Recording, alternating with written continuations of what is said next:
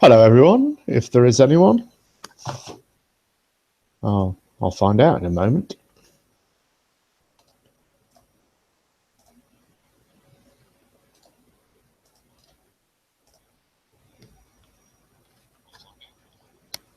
Here I am. No, it's just me. Right, well, just wait for some people to arrive.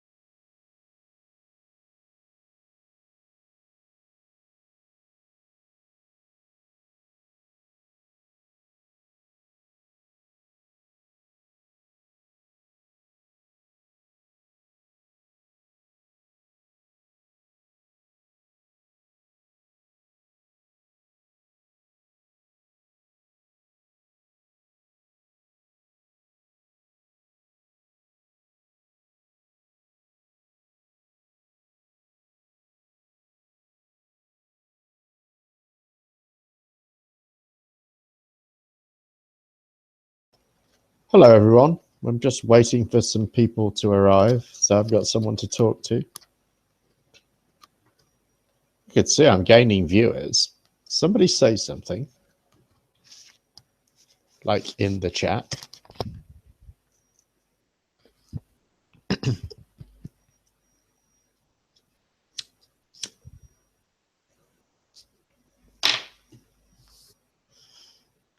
Hey, hello, mate.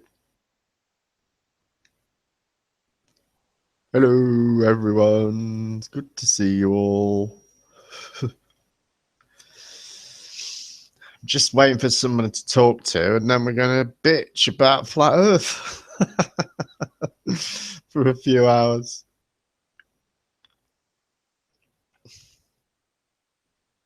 Shout out to Shrooby.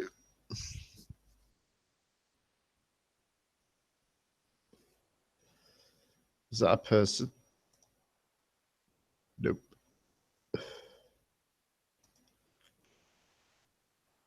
Yay, horse-wearing people costume. Why what? Well, I've invited like 16 people. Hopefully someone I get. It was Tim's idea. Typical of him, isn't it? Let me down.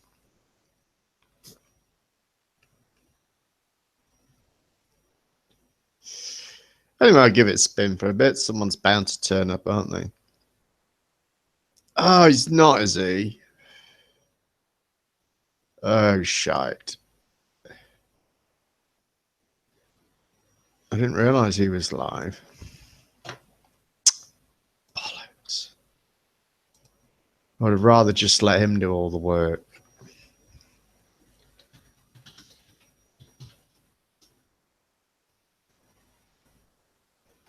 That would have been much easier. Oh, well, we might keep this one short then. Or non-existent.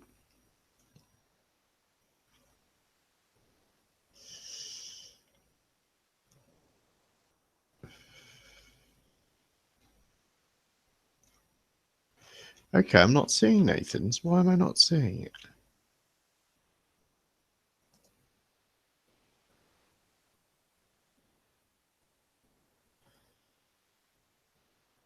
Oh, is he? Bastards. I should have asked him, shouldn't I? I was going to ask him.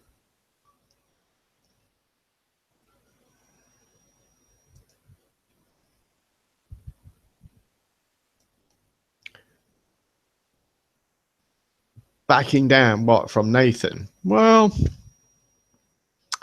I think that I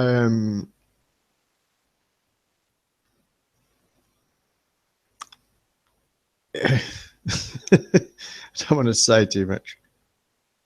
Well, no, I think that Nathan's position on a lot of things is quite reasonable. And when it comes to the shape of the Earth, his position is really fairly philosophical. And, you know, he's entitled to that. But I think he's taken flat earthers on a few things. Notably no forests, but there's been a few other things since then. So credit where it's due, Mr. People Costume.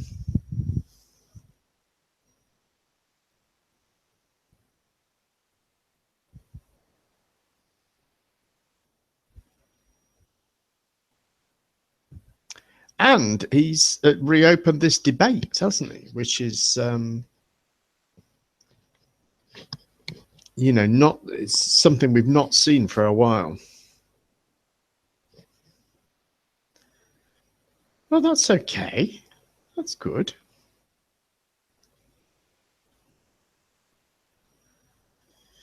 I'm going to wish I hadn't done this now.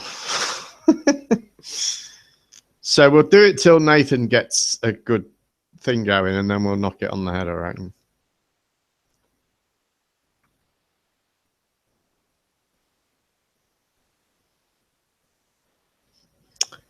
Well, I thought we were going to just bitch, you know, about the flat Earth for a bit. Me and Timmy and maybe some others, but no one's turned up. They all bug me to do these things. Then when I do, no one comes.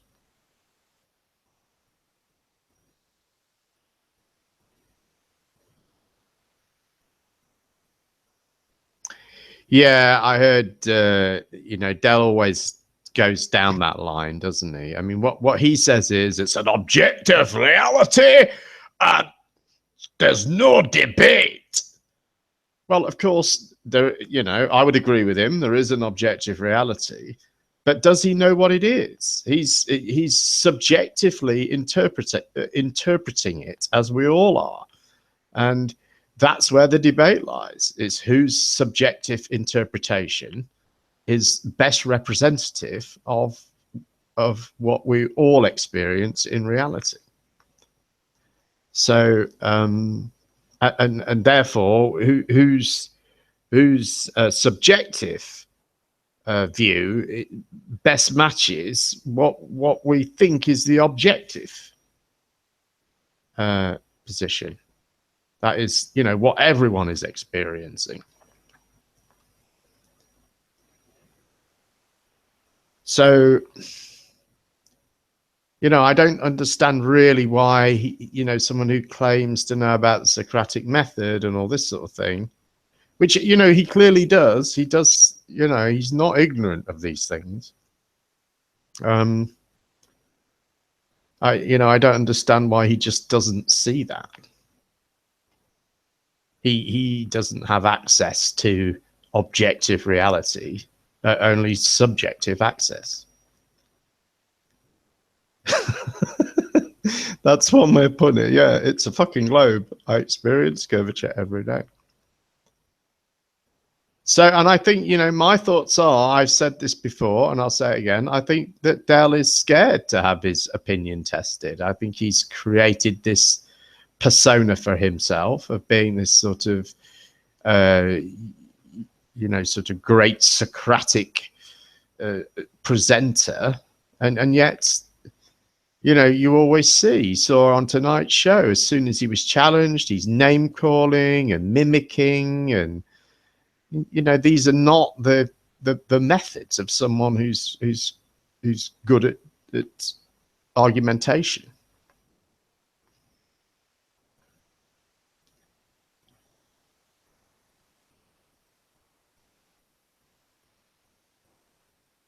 Backup of, yeah, you know what? So much of it got lost. So of the other, you know, some of those debates, because like all the stuff on flat Earth debates just got deleted by, I think it was by Lookapig, but some people say it wasn't. He says it wasn't, but somebody who had access to the channel deleted hours and hours and hours of debates, which is a real shame. A suet. I don't know. Did I say that? Is that what I said? Oh, I see. Oh, sorry. You're reading Jovan's comment. Yeah. I haven't seen what Dan's been doing, actually.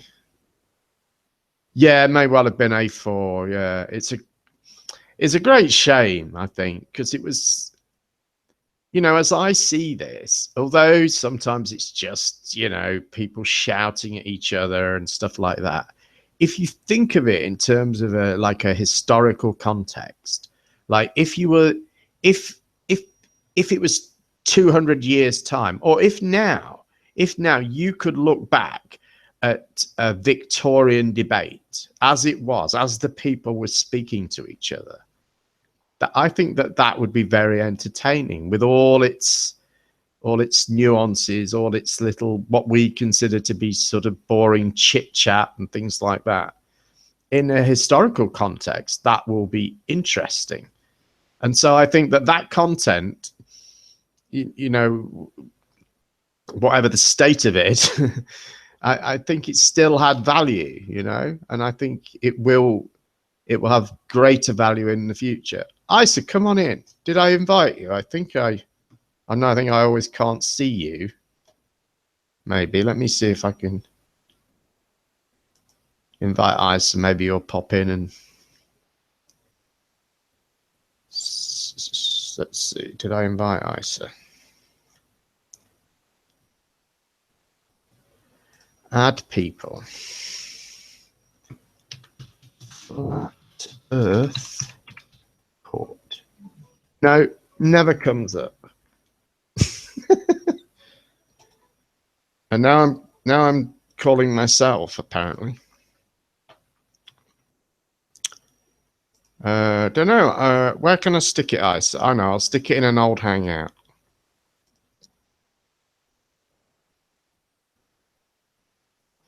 It's got to be an old Flat Earth Court hangout here.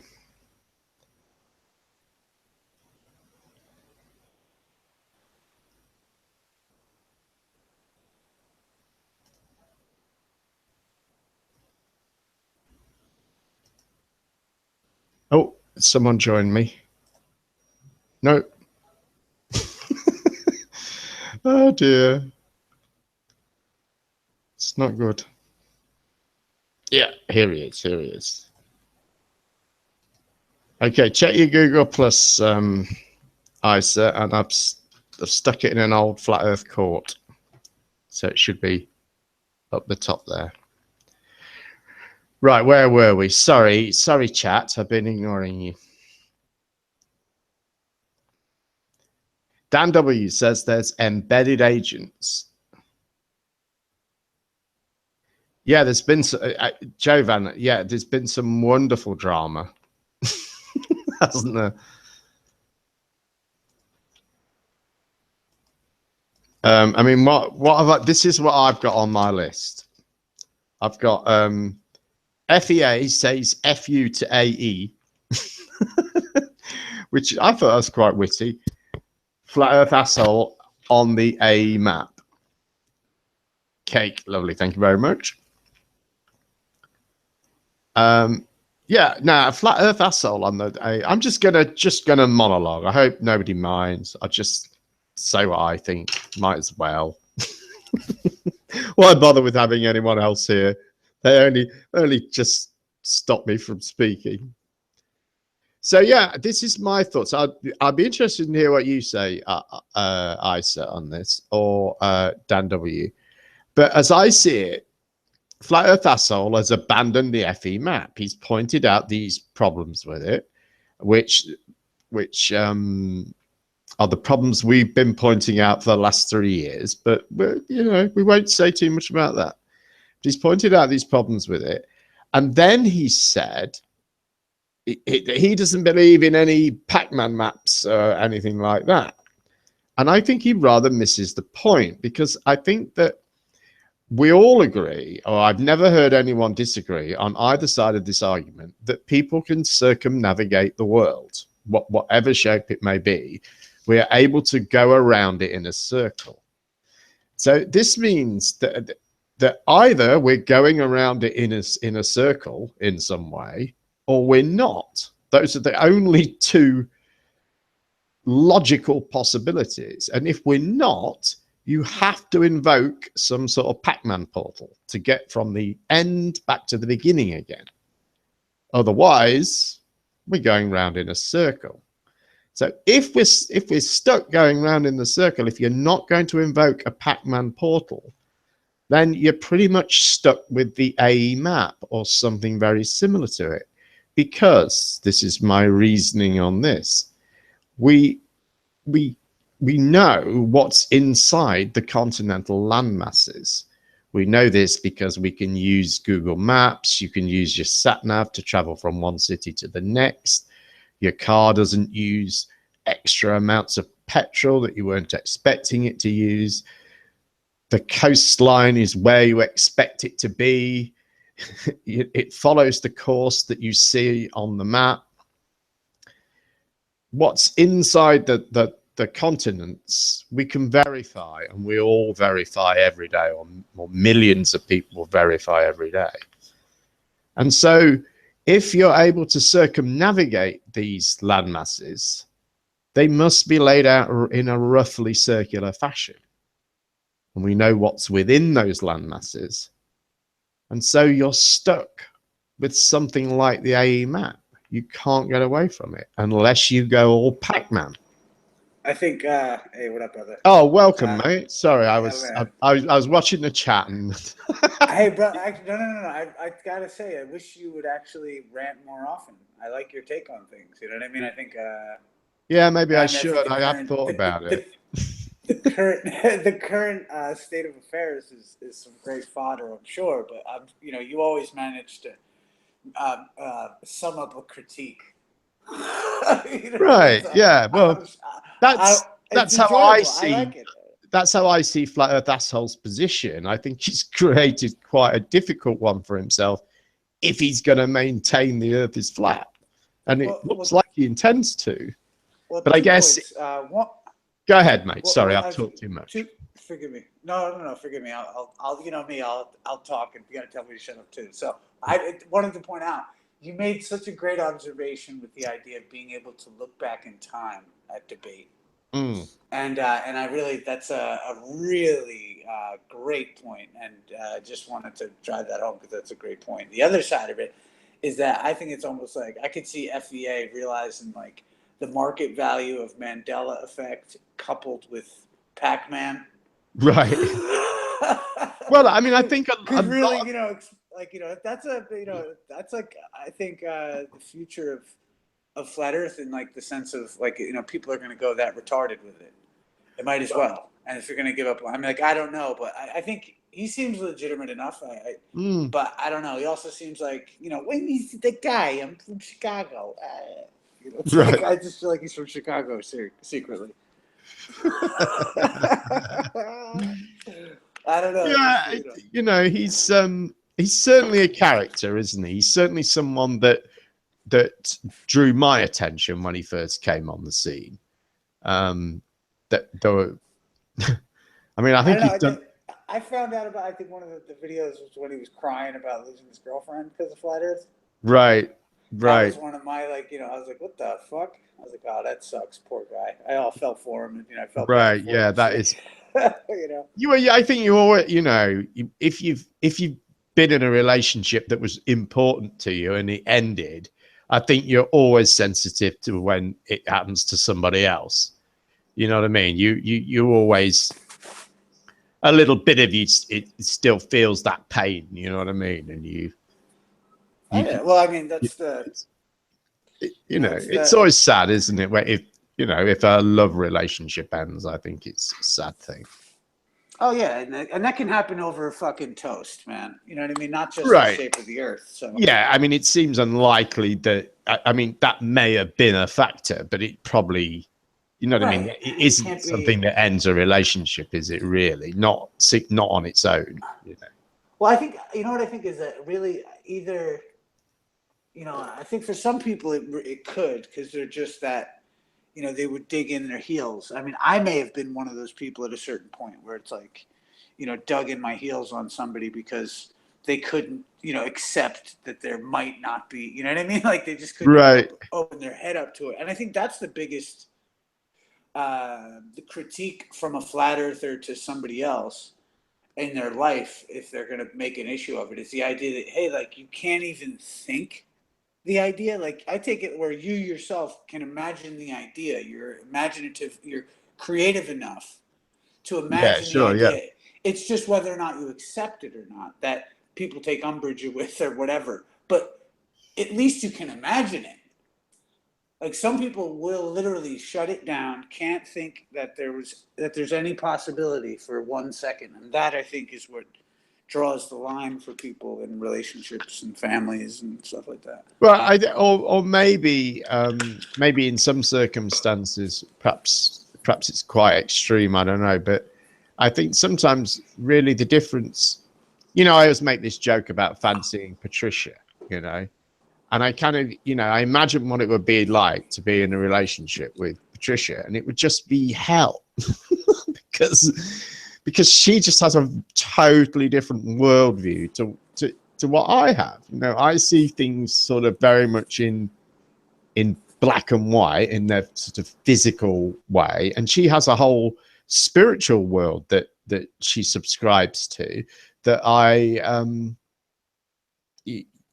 have real trouble accepting exists. I'm not really sure why I've got into this example, but as an example, do you know what I mean? I think that, I think if you're in that kind of a relationship where you've got totally different worldviews, I think that would be damning. But I think that's kind of a greater thing than flat Earth, although flat Earth could be part of that. Well, there's a difference too, because I mean, this is the other thing I think. Like it's funny. I talk about it with a friend of mine, and we talk about how I would just look at it like this. It's like a fling versus a relationship, and so like it's one thing like if you're gonna have kids, kind of a thing. It's just like it's another thing if it's like it's kind of sexy that both of you totally disagree on a particular subject. You know what I mean? Like there's also that chemistry. So there's but it's recognizing where and I think I don't know. I mean, to do with flat Earth though, I think. A lot of us have to learn to give a little, kind of I sometimes think about even in love, it's like it stings sometimes, but you have to deal with it. Right. Yeah. I think it's spot on. It's like sometimes have you ever had a relationship with someone and it's like it's either it hurts too bad because you can't because you're not going to be their one and only, and then can you deal with, let's say, a physical relationship after that? You know what I'm saying? There's a sting there that if you're the one more in love, but you could also have access to be able to be with your lover. It's like this weird thing where certain people will shut it down and can't have access anymore. It hurts too much. I don't know. I'm just getting all whatever, but I guess I'll do more relations. I don't know. I'm ranting too. Ugh. So, what do you reckon then to the whole Patricia Mark are shills? I'm talking about the whole MGTV ODD. The apps, the website, all that. What's your take on that? Well, it's interesting that Flat Earth Reset came out with a video that's it's a recording of Mark Sargent saying that he was into data mining before Flat Earth. I don't know if you'd seen that, but there's that side of it too. And you think of the term Mark Sargent, Mark is it means like somebody's a mark, and then if you're the sergeant, you're the one pointing out who the mark is. And if you're the one who's in control of their information due to your apps, you can easily make them a mark, make them a target. So but I think also there's hyper normalization too, and people have been, most apps I'd imagine at this point are data mining at some point. Like your flashlight app, it probably is too. It's just a matter of that. It's just such so sensitive a thing that those terms don't necessarily come with your flashlight when you think of your flashlight app, but they happen to be very much highlighted in regards to Mark Sargent, maybe in Patricia Steer's app. But maybe a lot of apps do that already, I think, and they sell that information. That's why, even Snapchat, you know what I mean? Why aren't we talking about Snapchat? Snapchat's taking facial recognition information and selling it. You know what I mean? So, isn't that a problem too? You know what I mean? I must admit, I'm always often shocked when I download an app all the things it wants from me, all the things it wants access to. And of course, you grant it permission because you want the fucking app, and it's the only way, isn't it? You know what I mean? So you just go, yes, yes, you can turn my camera on whenever you like. You can know where I am. Right. Right. That's the thing. It's like, what's going on with that? And they can do that already. It's like, but why is it being highlighted through Mark Sargent? Like, to me, it almost seems like an advertising campaign. You know what I mean? If anything, like, get the app. Like, I'm going to support Mark. I'm going to get the app. I mean, I don't know, man, because they're so intelligent. Like, Michael Tessarian has pointed out the intricacy of advertising. In some ways, he's a great person to check out in light of, because he looks at the advertising as symbols, and the way that these advertisers are technically, they're master manipulators, and they're, ever since Edward Bernays, they've always known how to assess a problem, reaction, solution. Right. I must admit, the thing that surprised me, and I mean, I didn't really buy any of it. I mean, when I first I saw ODD's video, actually, not MGTV's, but they're essentially the same thing, I think. But when I first saw it, I thought, oh, that's a bit peculiar. And then I, thought about it for 10 seconds, and I thought, well, his website's called marksargent.com, not Mark Sargent's Flat Earth or something like that.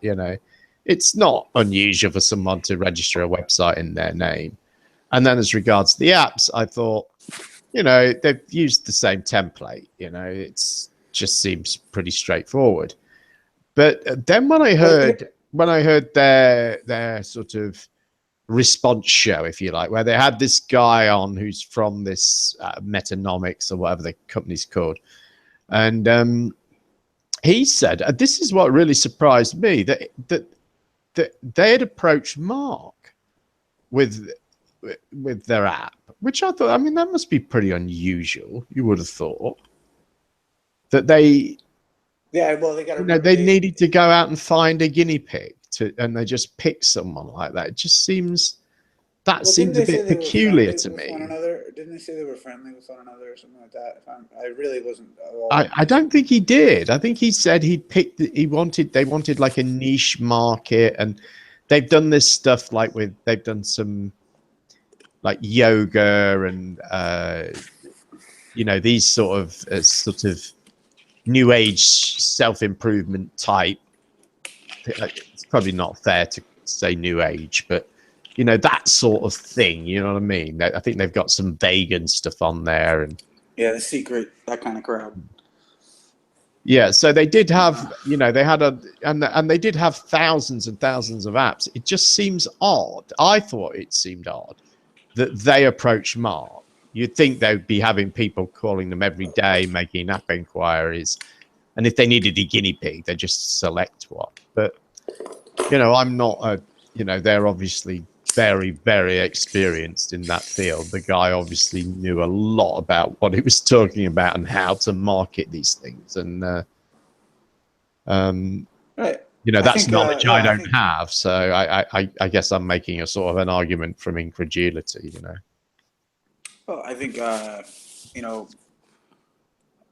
for me, it's like I've always looked at it like I just don't give a shit. Like, and especially when it comes to this whole, like, because I guess my slant on any of this comes from a certain element of understanding about law. Like, the way I see the system is like complete and whole. I see it as a complete and whole system. It's something we need to learn to understand. It's not inherently evil. But a lot of people have that perspective. So anytime there's any form of thought that there would be betrayal in a from like a government sector, it immediately goes to the worst fears of people. Right. And I think that's what people are trying to, but also corporations also seem to be more readily in the mix than do governments. So I think to myself, it's like, okay, you're dealing with a corporation, whether it be government connected or this, that, the other thing. I don't know. But ultimately, I also know I don't really give a shit. And I just, that's kind of, because it's like, in my opinion, I've always looked at it like, if God knows that every leaf that falls from every tree, then surely he fucking knows the social security account number that was assigned to your person. Like, Mm. you know what I mean? It's like that kind of a thing where it's like, once we get over the hurdle of like thinking that the system also isn't from, like, speaking from their, that mind frame, we need to get over the idea that that the system has the merit that we give it. Not that it's not something that, I'm not trying to tempt it either. That's why I've always said I'm not someone who's like trying to expose NASA. You know what I mean? That's not my fucking thing. You know, because I feel some semblance of understanding of the system and the way that it operates in my own paradigm, even as a flat earther. I think of it like it's okay that they. It's not that it's okay. It's just there's nothing much I can do other than host my little flat Earth court show and talk to people. To try and open people's conversation to this. Because I don't really, I think it gives a lot more publicity to them. But that's pretty much it. Yeah, I mean, I'll just catch up on the chat a little bit here because I want to sort of include them. Dan W's got quite a lot to say. He says they're embedded agents. He says Ralph Real was talking like he owns Mark Sargent, like he was his prostitute and he was the pimp. Then he says the date on Patricia's photo was a typo, but 2 and 4 are far away on the keyboard.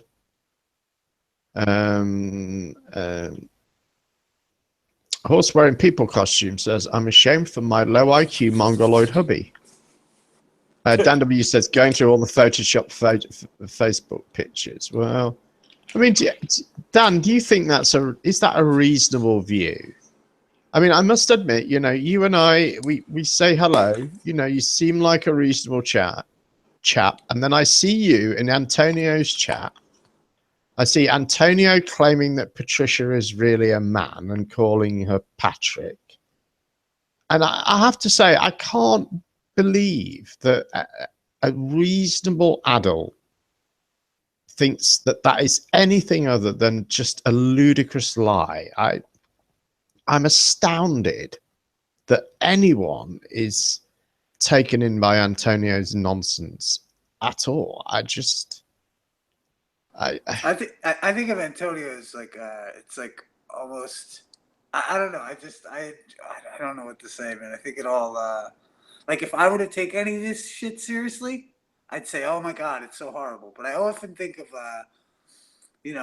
everyone is an actor, and like I think Nathan Oakley even made a video with Timmy Osmond saying, like it's like making an imaginary character and doing some awful stuff to it. Like, you know what I mean? It's still imaginary. So no disrespect or whatever that thing may be, but it's like, that's just how I've always looked at it in some semblance like that. I've always seen a certain creative element to it, which I enjoy as well. So, well, I mean, yeah, I mean, it's fun gossip, isn't it? But it's fun. It's fun for the people who get to do the gossiping. It's not so much fun if you're being gossiped about and slandered in that way. Good point. I tell you that, and that's what I said. If like for instance, I could confirm. It's like again, it's like the moon landing and the rest of it. I can't confirm anything. It's just all hearsay to me. I'm a fucking judge in that regard. It's all hearsay. Well, yeah, but I think that there comes a point when things I think if someone does what Patricia did, which was just the most complete doxing of herself that is possible, really, where she goes through her entire childhood. She shows photos of everything. She talks about the deaths of her parents and how this affected her. She goes through every step of her career where she used presenter names or stage names. And I think all that is. I mean, it makes. I don't know what to say because again, it's like I've never met it, but it makes for great entertainment in one sense. But it's like you know, to me, I thought it actually complicated matters, which is probably going to work in favor for everyone, you know, Right. for all parties involved. It's like, you know, Yeah, and the thing is with Patricia, I think she knows that because when I talked to her, she talked about because it bothers Patricia that she gets such a bad press because this, I mean, this is sort of a culmination of it, but it's been been going on a long time. Right, but ultimately what happens though is that if somebody who hasn't heard of it, Patricia Steer, and gets the heads up, and they're like, Patricia Steer is this, that, or the other, and they go and it piques their curiosity enough for them to go look her up. They're clearly going to see that. Look, she's she appears to be a beautiful woman, very dainty and polite and nice. And I mean, I love Patricia. I have no problem with Patricia for who she presents herself to be. For who I know, she's fucking cool. I like, you know what I mean? And I got Patricia's back to a certain sense, but it's also like, hey, you'd have to also give me the leeway of like, hey, we don't know one another. We don't like, we're out here on the internet. And for all I know, it could be like, just something funny. I don't know. Right. But I think, yeah, I mean, where I was going with that, she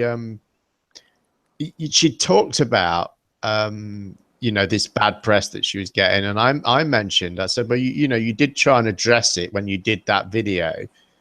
Because she did a video before where she kind of, did a sort of who is Patricia Steer thing and covered her, her childhood and stuff.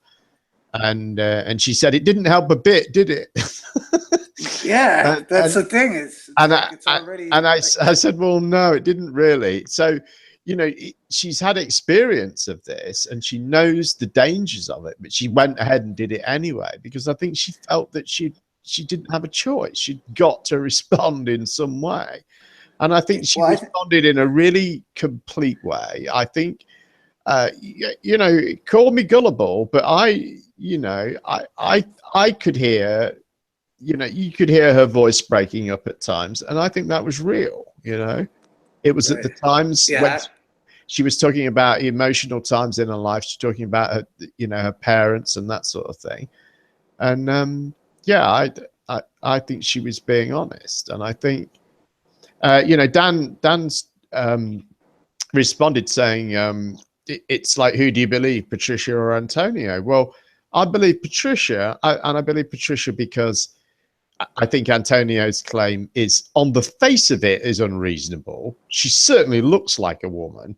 Now, I'm not. Of course, there are very, very convincing transsexuals. That one of the most famous was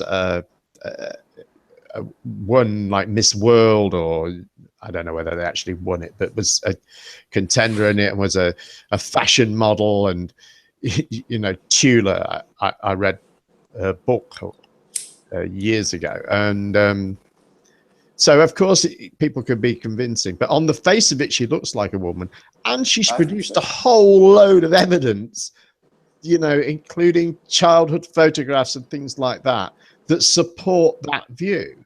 Whereas what Antonio's done is what evidence has he presented? Nothing. It's just his view on the shape of her hips and other anatomical detail, and all you've got is his word for it. Whereas Patricia has shown some evidence, some solid evidence. Now you can claim that all that stuff's photoshopped, but I think you're bordering on the absurd when you say that. It's possible, but it seems pretty unlikely. Sorry, Isa, I'm ranting on. No, you're good to go. But yeah, it's like I find, again, like I said about the apps, it's like, motherfuckers, your flashlight's doing the same thing. You know what I mean? Like, that's just how I feel about that. It's yeah, I think that's true, isn't it? I think Mark reminds me of I think about it like this. It's like, I know as much as I would want to be like a vocal part of Flat Earth, it's like, I'm not like, Mr. fucking likable and to everyone, you know what I mean? Like, whereas you have like a guy like Mark go in front and he's just like, yeah, what to do? Like, you know, and everyone's like, everyone, you know what I mean? Like, everyone's like, yeah, that guy's fucking great, dude. That's that's exactly how he is. Like, you know, and I just feel like it's like, you know, he's so vanilla that he reaches like all the other. He's on that vanilla frequency, and Right. that vanilla. It's like, you know, your constituency. You know what I mean? It's like that's how I feel. That whole like, you know, I just don't.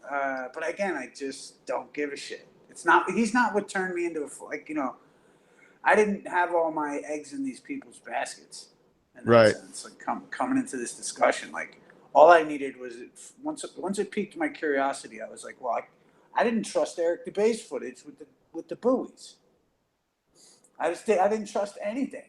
I was like, fuck this. I was like, let me go fucking check this out. That's why I had to get a P900 to go do it for myself. Just to be like, okay, cool. Well, it's not like this. You know, the discussion is to be had. It's not like this. It's not like what to me is like the fucking Mandela effect. Do you know what I Right. mean? It's like, you know, it's not this like, you know, I don't know, because like you know, it just it has a little more merit than something like that to me. So, what do you reckon to you know, ODD as sort of, you know, he's boycotting the conference now? Or well, I don't know if he is actually. Interestingly, Well, I'm sure like guys like Bob and Jaron are like, yo, dude, what the fuck? Because if they're all friends in Colorado, it's like, you know, you're labeling, you know, you're saying that Bob and Jaron got tricked also, and that like, you know, and that nobody else got it but you, and like, you know, which is whatever. Hey, you know what I mean? Like, I look at it like everyone's entitled to their own fucking position, anytime, any place, anywhere. You know, so when you know, but I could see like I haven't heard any recant or anything like that, but I'm sure ODD is like, you know, maybe feeling like he's got a little exposed and a little bit. I mean, you know, he's had a hell of a fucking couple of months since they fucking went digging deep on him. You know what I mean? And like, you know, and yeah, I mean, yo, and like I can't make excuses for the brother, especially in light of some of the, you know, accusations or whatever like that. But that is, you know, if the man's paid his dues, then he's paid his dues. Let him rot, like yeah. any other man, and that's it. And you know, and there's nothing, you know, that's how I look at it. I'm not trying to make excuses, but you know, I'm partial to ODD because one of his videos was something that helped. Really, like, it was a great. It hit me at a great time. You know, when I saw like his True World, you know, Flat Earth, and like, you know, when I saw that at the time, it was just like one of the things that kind of really put me over the edge. I was already immersed in it, but a little bit, but that was just one of the better videos, and I always have respect. It's like Antonio. I have to have a certain element of respect. I'm loyal to a fault. The guy gave me the link to Hillbilly Show. That's what started me coming into anyone meeting anybody out here. So I'm, you know what I mean. And Nathan and Mechanics of the Fourth Wall. You know, Robert Shortman. You know what I mean? Like, I gotta respect those dudes no matter what, just because of the place they you know, the position they played in my life. So, but when it gets to all this bullshit with the accusations, you know, I gotta thank, you know, and I pick up into, you know, he's got a wrench over in his chat, like, you know what I mean, and I'm not there to fucking, you know, say anything bad about Patricia. You know what I mean? It's like and I love Patricia. You know, I love all these motherfuckers. You know, I hope everyone's you know, got food in. If you got food in your belly and shit like that, yo, chill. You know what I mean? Like, if you're not like, if you're on the internet, you got food in your belly. You know, it doesn't fucking matter really. I noticed that ODD slot has been replaced at the conference by D Marvel. However, Uh, he's still down to be in there's like a Q&A panel with like a load of them on it, and he's still on that apparently, or it seems to be according to the website. Well, they may not have adjusted that part of Yeah, it, but also I maybe could they see him did do. one and not the other. I don't know. And you know what? Maybe you could do it from a Google Hangout. And Brian Mullen has been totally replaced now as well by I can't remember who it was, but his slot's You been. know, like I gotta say, like, you know, the guys that get, or like, you know, it's like my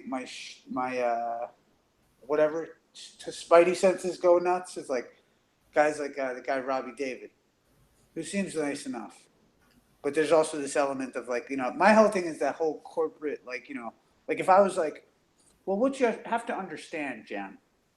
It's dirt, dirt, dirt, like, you know, just you could feel the oozing of corporate bullshit. Right. And it's like, Yeah. you know, and I I hear what just, you're saying. Yeah. and when I sense that, it's immediately like everything's like want, want, want, want, want, want, want. I just Yeah. fucking, I Yeah. can't. You know, someone's trying to sell you something. You know, Yeah, like, yeah, man. Like, you know, they're especially, pitching something to you, and you sense it straight away. And you know, I think, I mean, I wonder if people won't be surprised at the, you know, the sort of Christian flavor of it, because, you know, he's a fundy, isn't he? Let's be right. And you know, a number of the other people are as well, including this Pastor Dean Ogle, who, I don't know, he doesn't he doesn't seem to be part of the community anywhere, as far as, I mean, maybe he is, and, you know, on Facebook or something, but I don't know who the guy is. let's see, So there's a fairly, you know, I think it's a fairly strong Christian element to it. yeah, I think, well, you got to remember, it's a lot But of it's it. in the USA, so maybe that's probably fine. Yeah, I mean, maybe even like a local, you know, someone like has a little bit of local stature or whatever. But you know, I don't know. That's why, I mean, you know, in a certain way, that's it just so happened that, you know, we're doing FEMA camp coming up November 4th and 5th, which is the Flat Earth Music and Arts Camp. Right. Is that the weekend before? Yes. Yeah. Yeah. Yep.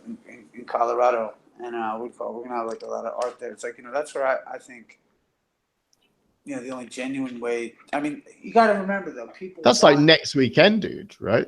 Yeah, yeah, yeah. And what do you call it? But people want that David Icke feel, right? They want to see, you know, one of these people walking around talking about flat Earth. You know what I mean? Like, you know, and this is maybe like, as much as for myself as I cringe and critique, it's like maybe it's the, you know, for me as someone who's a flat earther, let's say, it's not a bad thing for it to reach another audience. It's, but you know, it's like I don't know the kind of people there are out there. Hopefully, it doesn't make them want to go fucking rage and be retarded. You know what I mean? And that's where the Christian, I'm happy in almost in a certain way that does have a Christian background, because it means, you know, calm down, turn the other cheek, remember the Bible. You know what I mean? Like, it has that element of some spiritual growth to it, which is a good thing. Because I think, like, you know, there's certain nihilist flat earthers, I think. Mm. You know what I mean? Like, they're like, you know, like, I've been likening it to like it's like being a bull in a china shop. But the thing is, it's your china shop. You know what I mean? So it's like, you know, just calm fuck down. You know what I I mean? think Don't break everything. you've got to be positing a creator if you're a flat earther. Else, what's the point? I thought the whole idea was to lead us away from God and our spiritual destiny and all that kind of thing. So if you haven't got a God, then you haven't got a motive. Right. That's what it becomes like. I've heard Timmy said it well. Like, you know, not that he faces it, but some ballers can't face the idea of what he called, you know, God's ant farm. You know what I mean? Like, it's like, you know, because the idea would be that, you know, I think it's some, you know, think about it like this in a way. It's like, take like, I was thinking about this earlier. It's like, you know, take like tattoos, right? You know, people tattoo themselves. Like, I have tattoos. And it's Right. like, you know, it's almost this form of, you know, I can't explain it, but for me, it kind of came from a dark place. And so, like, you know, it has that connotation of like this, like, it's almost like that, you know, that fighting against the creator. And in a weird way, like, you know, I mean, incorporates a whole bunch of other shit, but I'm not going to get into that right now. I'm just saying that, like, it would make me think that the desire of some people would be to try and smash it. Like, how do we break this thing and say fuck you to God? And that's like, that is a mindset that's in this movement, I think. You know what I'm saying? Yeah. Especially if you don't have that background of, like, you know, recognizing, like, wait a minute, wherever you are is paradise. That's how I look at my life. Wherever I am is like, you know, the tip of the creation now. You know, I'm observing the earth, and that's like, you know, you start to see this geocentric philosophical implication. that you are the center and that you really have command over, the sun, moon, and the stars almost. Like, to creatively imagine yourself in these, not in some grandiose, unchecked way, but in almost a deeper philosophical, mystic kind of way. And I think some people don't have that. They can't see the justice almost in it. That's why I say I'm happy I came into it through the discussion of law first. Because I can see the paradox of how something so misunderstood would be so hated. Pardon me, I'm going to make some coffee and we'll wash this. You can, please feel free to rant on. 1 sec. I think, yeah, well, I must admit, people, I heard flat earthers say this when I first came into flat earth, that people, often react to it with anger. And then I witnessed that myself quite a few times. And I think that's true. And I think it's odd, but I don't know. I think it's exasperation. People feel exasperated. Yeah, carry on. I'm agreeing with you. I'm enjoying it. Please carry on. Yeah. And I think as well, people are, it's a realization of the philosophical position that you're holding, because you think it's going to be very easy to say, well, look, it's obviously a globe because of X, Y, and Z, but then it's actually not that easy. It just isn't, if you want to make observations and things like that, they're quite difficult to make. As we've seen, you need to be shooting pictures of things that are a long way away. And when you start doing that, it's difficult to see them clearly. And,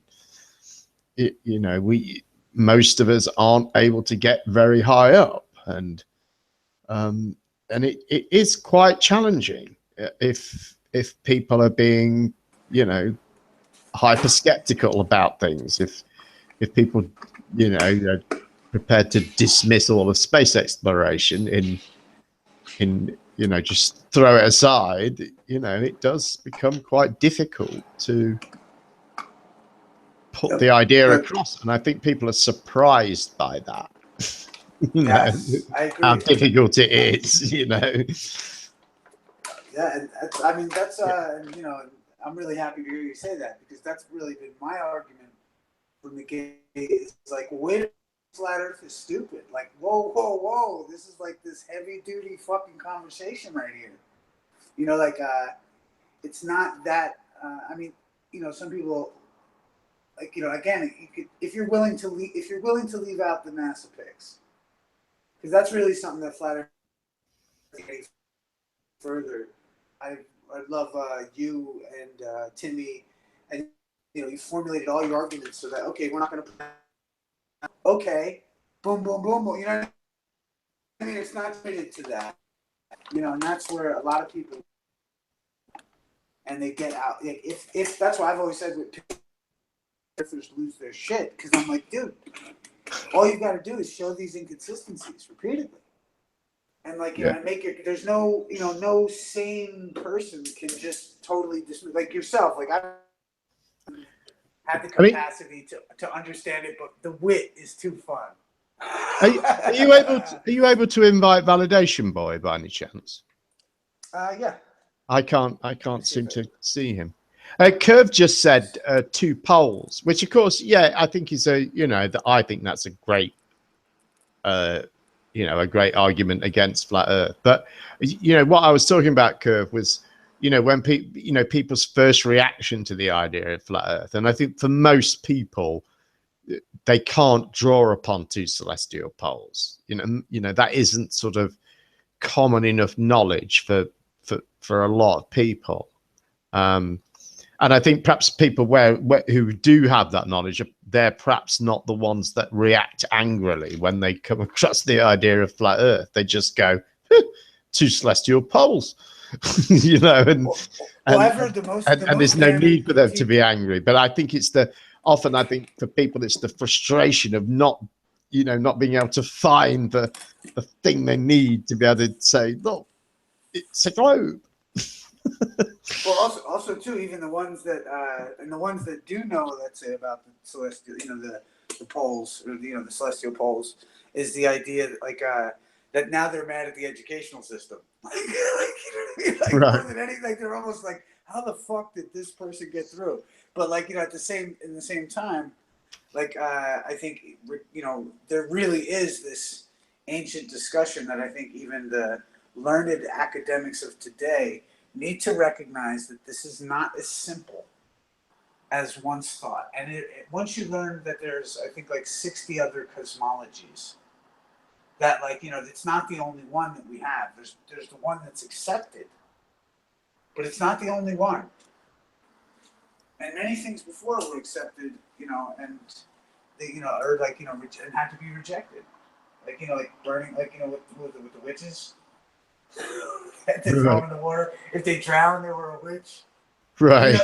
Or some shit like that, If they floated, they were definitely a witch. Yeah. You couldn't win either fucking way. And that's actually where, I find it, even in light of, let's say, because what we're facing, and I don't know, get legal with it, but it's the idea of that Inquisition. You've got to learn that people tried to prove they weren't a witch. You can't prove they're not a witch. Hey guys, how's it going? Hey man, how you doing? Pretty good. My girl wants to say hi to the fucking shitbags in the audience. Hey, what's up, everybody? That's Fuck awesome. faces. Hello, Mrs. Say it again. Validation. Say it again. Just say hi to them. Yeah, Mrs. VB. That's Okay. I'm a real person. I exist. Okay, so all you little cuck fucking lonely fucks out there that can't get a woman in your life, y'all can eat my fucking shit now. But anyways, it's a great honor to be speaking to you, Jem, and be on your show. It's a great honor to be in here with Issa. And what an effective voice changer you brought as well. That's right. Yeah. I got the top tech, man. I get paid. Like you had a girlfriend. It's his coworker. Yeah. Well, no, Patricia pays me, so I buy women to come in here and fake all that. And you covered for her last Thursday, so she's doing this. The consensus in the chat seems to be that this is your mother that's here. Oh, yeah. Okay. We never heard that one before. No, but I got a little zany theory out there that I could put out there for some of these witch hunters that are going after Patty and stuff. So as we know, there's no refunds on the flat Earth and everything. It's true. It could be argued that the top brass are looking for a way conference, but still collect that money from all the no refunds. Maybe Patricia and them are paying Flat Earth Reset and paying A Truth Shall Set You Free and paying everybody else to tear them apart so they have an excuse not to go. So maybe Flat Earth Reset 3 is the one who's working and not us.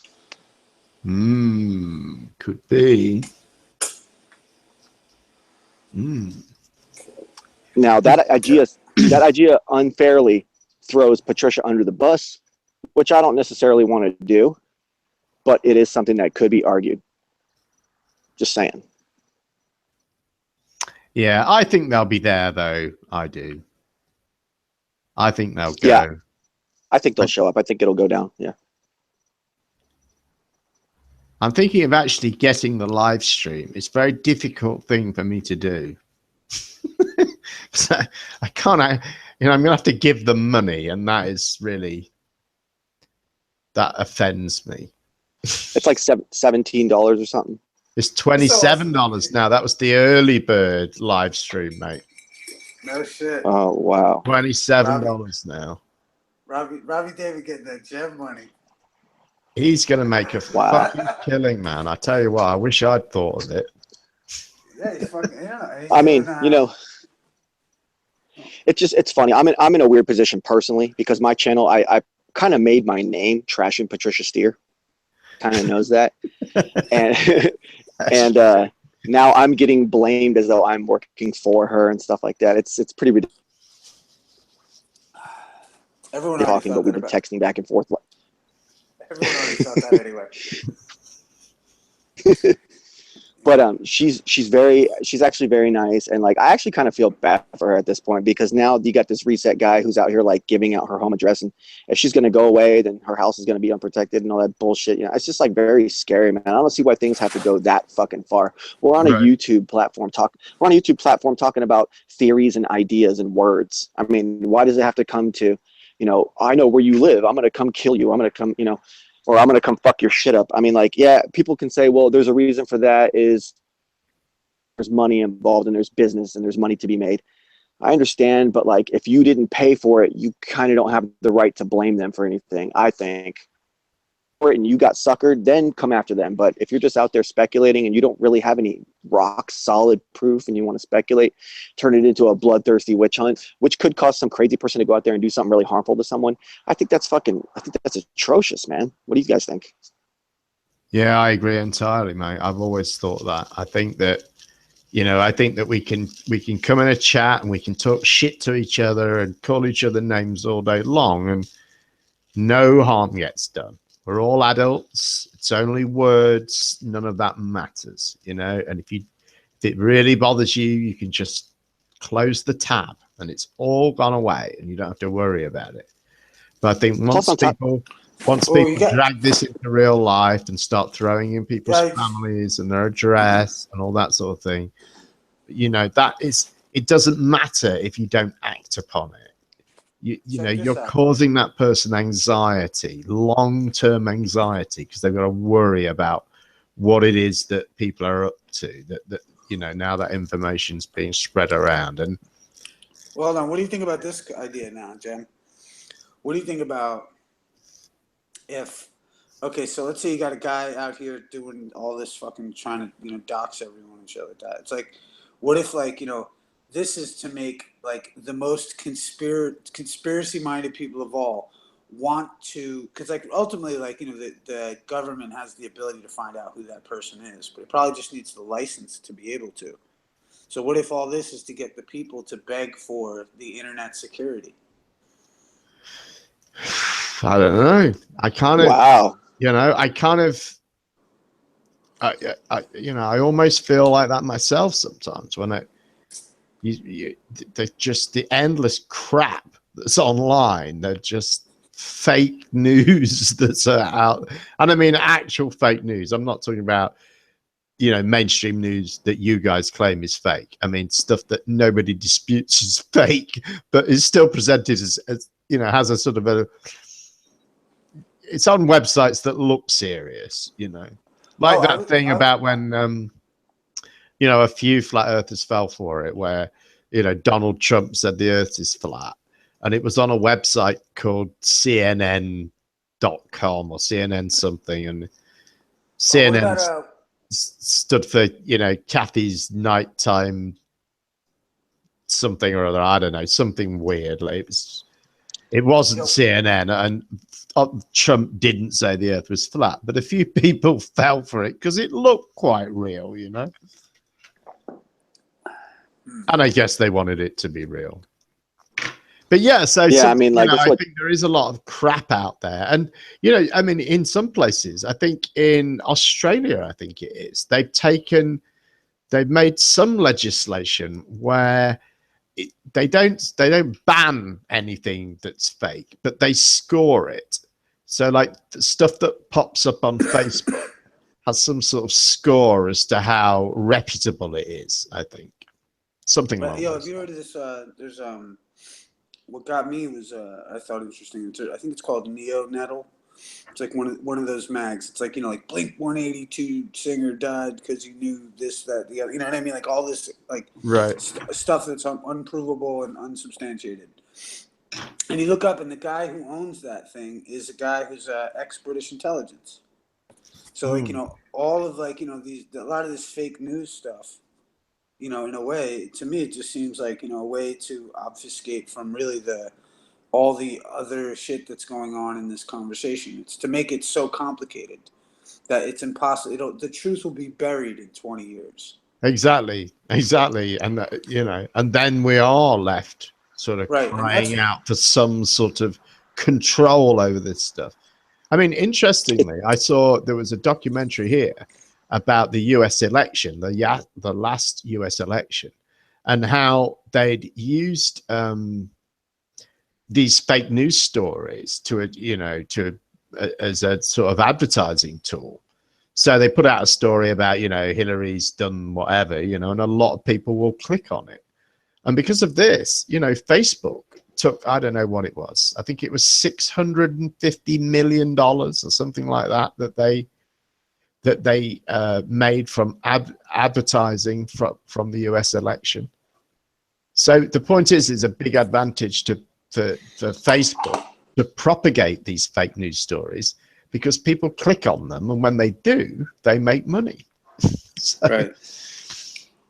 But it's like Tim Osmond was saying on my show a couple of weeks back when Issa was in there. It's like it's 8D chess that they're playing, and everything seems to start looking like it's like Inception. Layers and layers and layers of deception until you don't even know why you're asking for what you're asking for. Well, what's sad to me is that there's all this documentation, that if you are or have been into conspiracy for long enough, there's all this solid documentation of there's the Agenda 21, for instance, right? And all these other documents that are available so that people can look up and see the thing. And then I think ultimately what you have to do is just look and see, okay, how would that be achieved? And then once you understand, I think I've often said, the reason love wins the war is because it has empathy. And when you have empathy, now you understand what your enemy wants. And once you understand what the enemy wants, you can make it hard to get. And so when with that said, I think if we just take note of if people just generally take note of what the agenda is, and then you begin to see the labyrinth open up in front of you.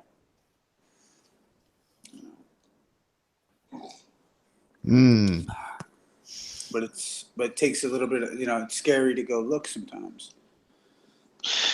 Well, did you hear? I don't know if you guys heard it, but Dan Pratt came out with a video, or I don't know if it was Dan Pratt or if it was Truth Shall Set You Free. I'm not sure, but they said that basically feohp.com was available, so MGTV bought that website, that domain today. Wow. feohp.com was purchased by MGTV today. What do you think about that? I'm not sure what to think, but I mean, the rabbit hole goes so fucking deep, right? Well, I've heard a rumor about who MGTV is. In Dubai? No. What would you hear? They're European, they're British, right? I don't know if I'm allowed to say. The person he put his voice out there, and he's British, or he's faking an accent really well. But what I heard Powerland, but I don't know how true that is. Well, MGTV did a video from his own living room, and the place looked pretty nice, and he had a British accent, and it looked like he had some nice couches and nice TVs, and it looked like a really clean place. So I doubt that was Matt Boyd Power. Right. Well, yeah, but it might not actually be him that made the video. Just, someone acting on his behalf, Okay, I could see that, but I mean, But yeah, I mean, there's brand wars going on right now, and that's what scares me the most about Flat Earth, is that there are these brand names, there is these brand wars that are going on, and just like I said a couple months ago, it's like everybody's jockeying for this top position, and now they got this conference. That's why I tell everybody over and over again, I'm diametrically fucking opposed to making money off Flat Earth.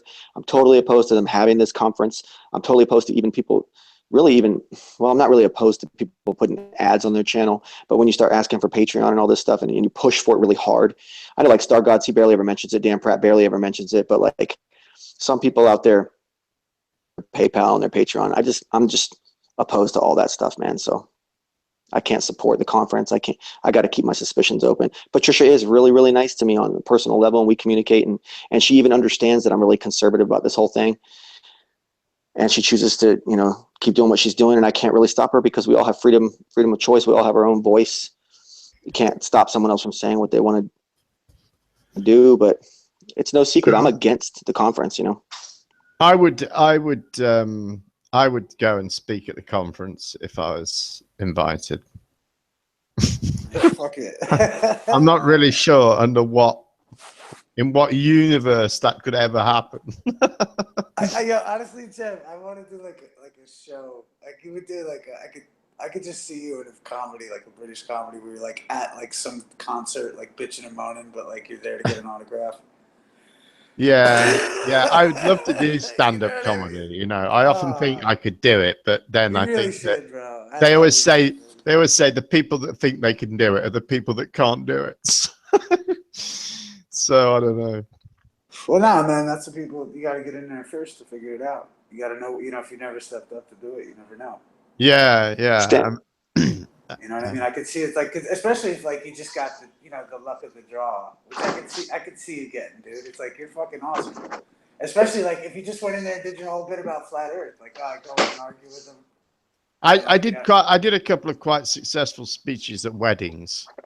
One at my own, which was easy, and one at my friend's when I was best man, which is really hard because you don't know anyone when you're the best man. You know, you know like a handful of people, and it's, you know, like 150 people who you don't know, and you've got to stand up and you're expected to make them laugh. You know, as an amateur, it's expected that you're going to tell jokes and everyone's going to laugh.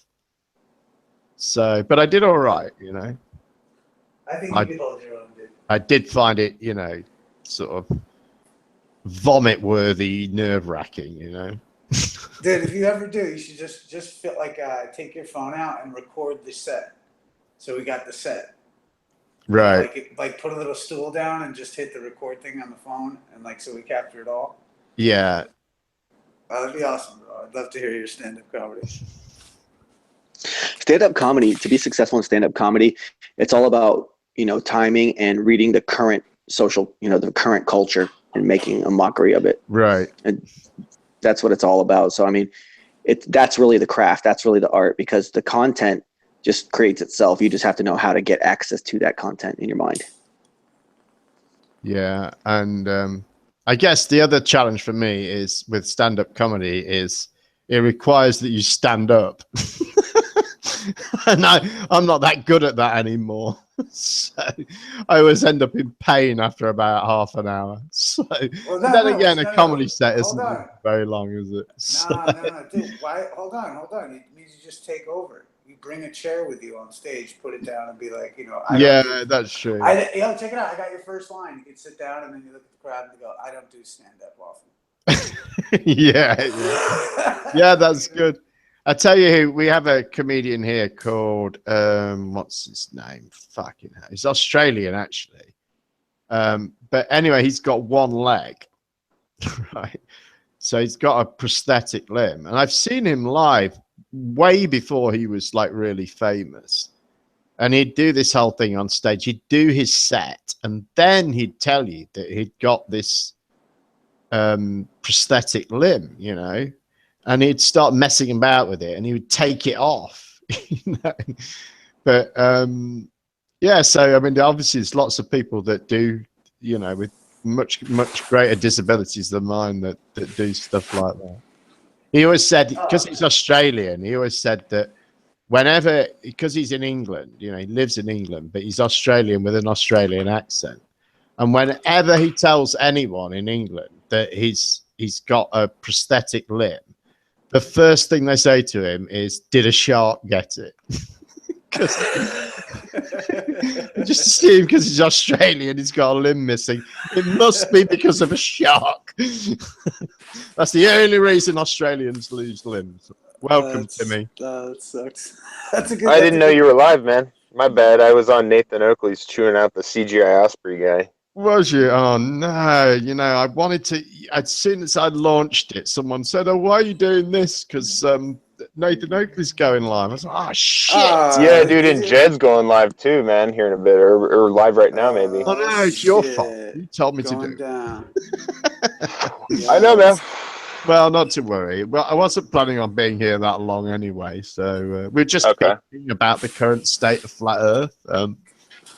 We've been sort of going through the list. Yeah, Tim. Yeah, I'm taking a back seat, man. This is where I get to go on vacation for real, because it's just it's gonna tear itself apart, basically. It already is right now.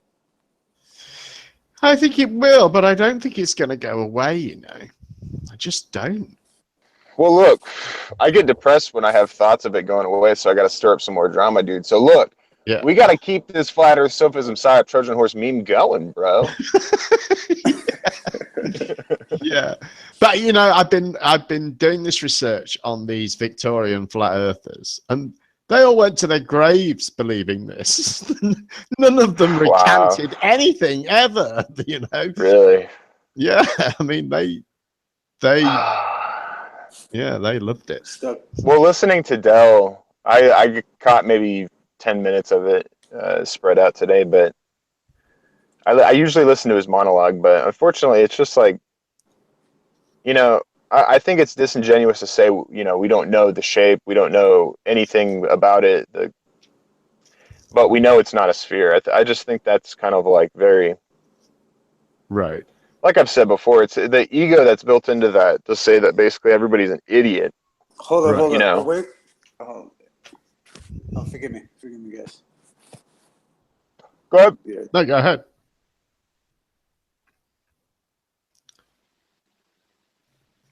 What happened? I thought he was gonna say something. No, forgive me, guys. I was, but then He was just cutting Timmy off real quick. He's just fucking up Timmy's flow. No, it's all good. I'm like, who cares anymore? You know, he's got it all figured out because of his water, and I think it's so funny now. He's admitting there's like 5, 6, 7 foot swells and waves and stuff, and it's just like it's. So we're looking at lakes, and there's 5 or 6 feet of swells and waves, and then what happened to the flat water argument? I mean, Right. it's just it's you know. I can't believe I've never seen somebody take so much from me but not learn anything from me. Like he took so many of my words, dude, from listening to my videos and stuff that I use.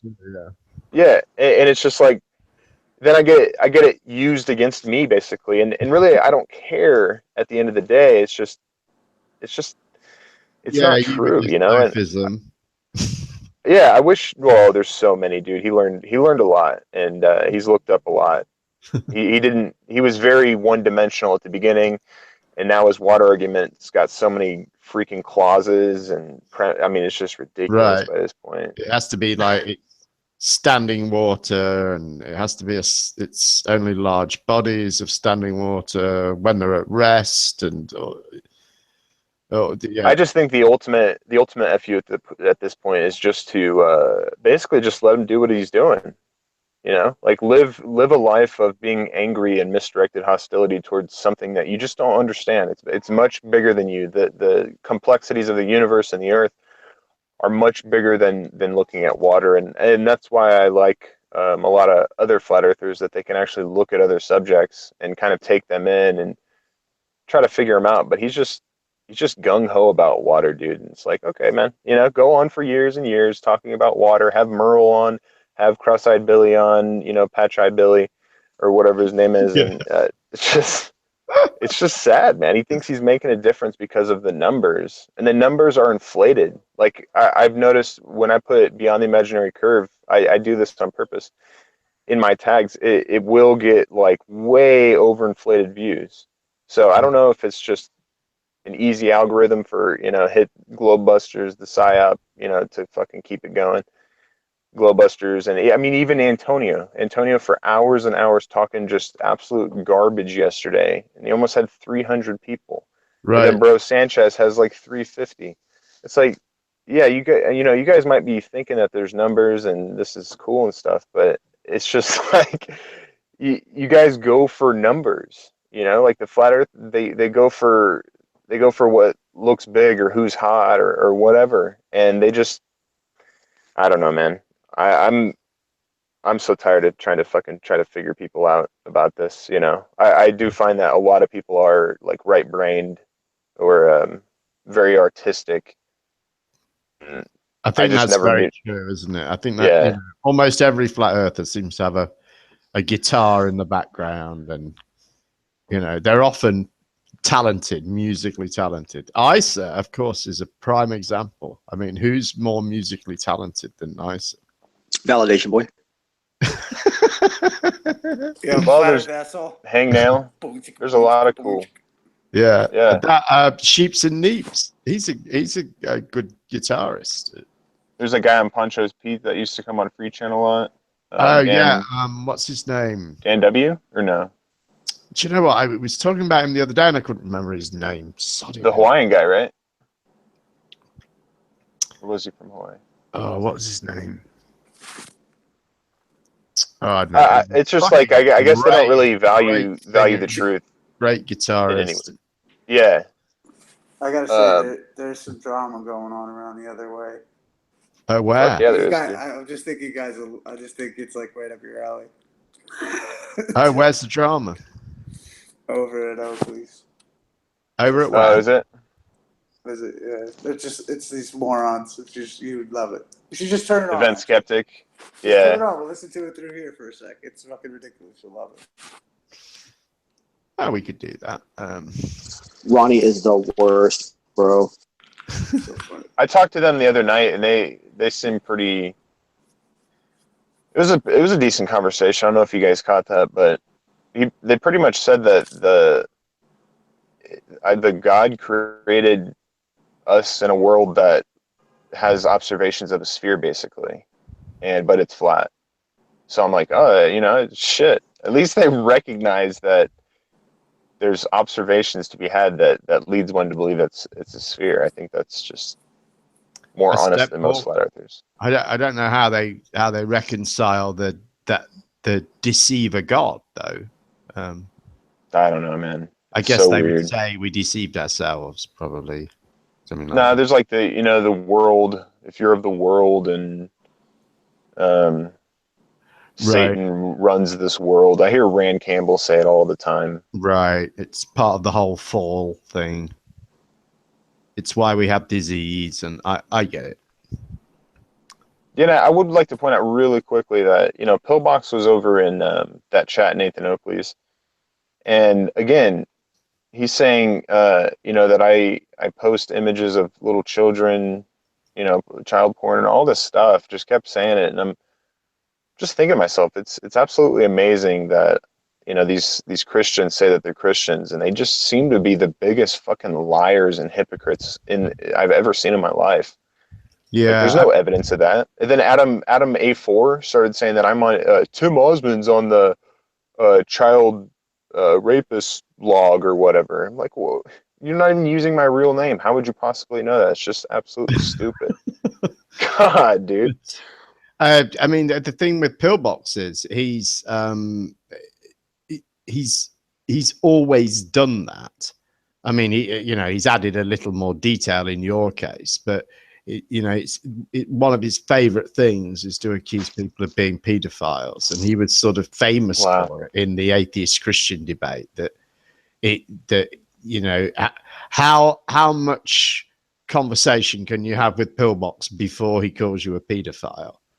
And for most people, it's, about 3 sentences, and he's called you a pedophile. So, it's really bad, man. And it's funny. It's funny to me that I don't know if you caught this also, but Antonio had a few words with Deep Inside the Rabbit Hole on Bro Sanchez's. Yeah, I did. Yeah. Yeah, and it's just so ironic to me that he's like, first of all, he brings up his little narcissist thing, playing the victim about the whole race thing. Everybody's a narcissist. You're a narcissist. Yeah. Oh, God. And then it's just so funny that he's saying this on a channel that literally calls me a person that messes with children. I mean, they have no fucking common sense, dude. Like, when you become a flat earther, everything goes out the fucking window, dude. Literally. I think with Antonio, though, to me, it seems like that is a guy who has just lost it, just, I don't know, just I can't believe anybody believes anything he says. I just he's wants to be he's lapping it up, dude. Right. He loves. Go ahead. He wants to be famous at any cost, man. He will make a complete ass of himself just so he can get attention. I mean, look what he did with the daytime, nighttime. Right. You know, to get his name up in the top in relevance. Right. It doesn't matter. He's a full fan of that whole. Any publicity is good publicity, and he's willing to humiliate himself, drag his own self through the mud. I mean, he's sitting here saying that, like, the irony of, like, we already talked about it, you know, the whole Patricia being a man. He knew it the minute he saw her, but then he still went ahead and had sex with her how many times, and then waited about almost a year till afterwards to then reveal this fact to the people. What the fuck are you talking about, Antonio? You don't even fucking make sense, bro. And he paints it like, you know, if somebody was a narcissist and somebody was a transgender and they're lying to everybody in the flat Earth community, you know, as a truther, I should come out with it. And like you just said, it took like a year, or it took like 6 months, and it's it coincidentally showed up at the time when everybody started talking about transgenders. All of a sudden, he just threw that in there for everybody. Yeah. Yeah, he definitely rode that wave, didn't he? But yeah, it does. It surprises me that anyone even bothers with him anymore. I think VB's absolutely right. I mean, the rate that he's churning out content, I mean, it's, you know, it's several videos a day quite often. I don't know where people find the time. Yeah, I don't know, man. I get job. 2 a year. I get annoyed when I'm subscribed to a channel and they're coming out with 2-3 videos a day. That shit actually pisses me off. I mean, a little bit, but you know, whatever. Well, usually 1 or 2 of them are mirrors, aren't they? You know what I mean? You know, I always wonder why people bother with that. You know, unless I feel like if you're going to put out content, think about it. You know, think about it. Make it good. Make it, you know, once a week, and make it a summary of everything. Make it a bigger picture kind of a thing. Don't just instinctively react to every single thing you say, every single thing that you see, and make a video. It's like, it's too much, man. You know, maybe there's something bigger happening. To take a step back, put it all together, and then make a much better, much higher quality video. Yeah, I think you're right. I think that makes a lot of sense. So, where are you off to, Tim? Anywhere nice? No, not until I move. Actually, here in like 2 months. Right. Oh, good. Well, you'll be here for the for the Flat Earth International Conference. Oh yeah. When is? Let's see. It's the weekend after. It's 2 weeks' time. Oh wow. I wonder how many idiots are still showing up there.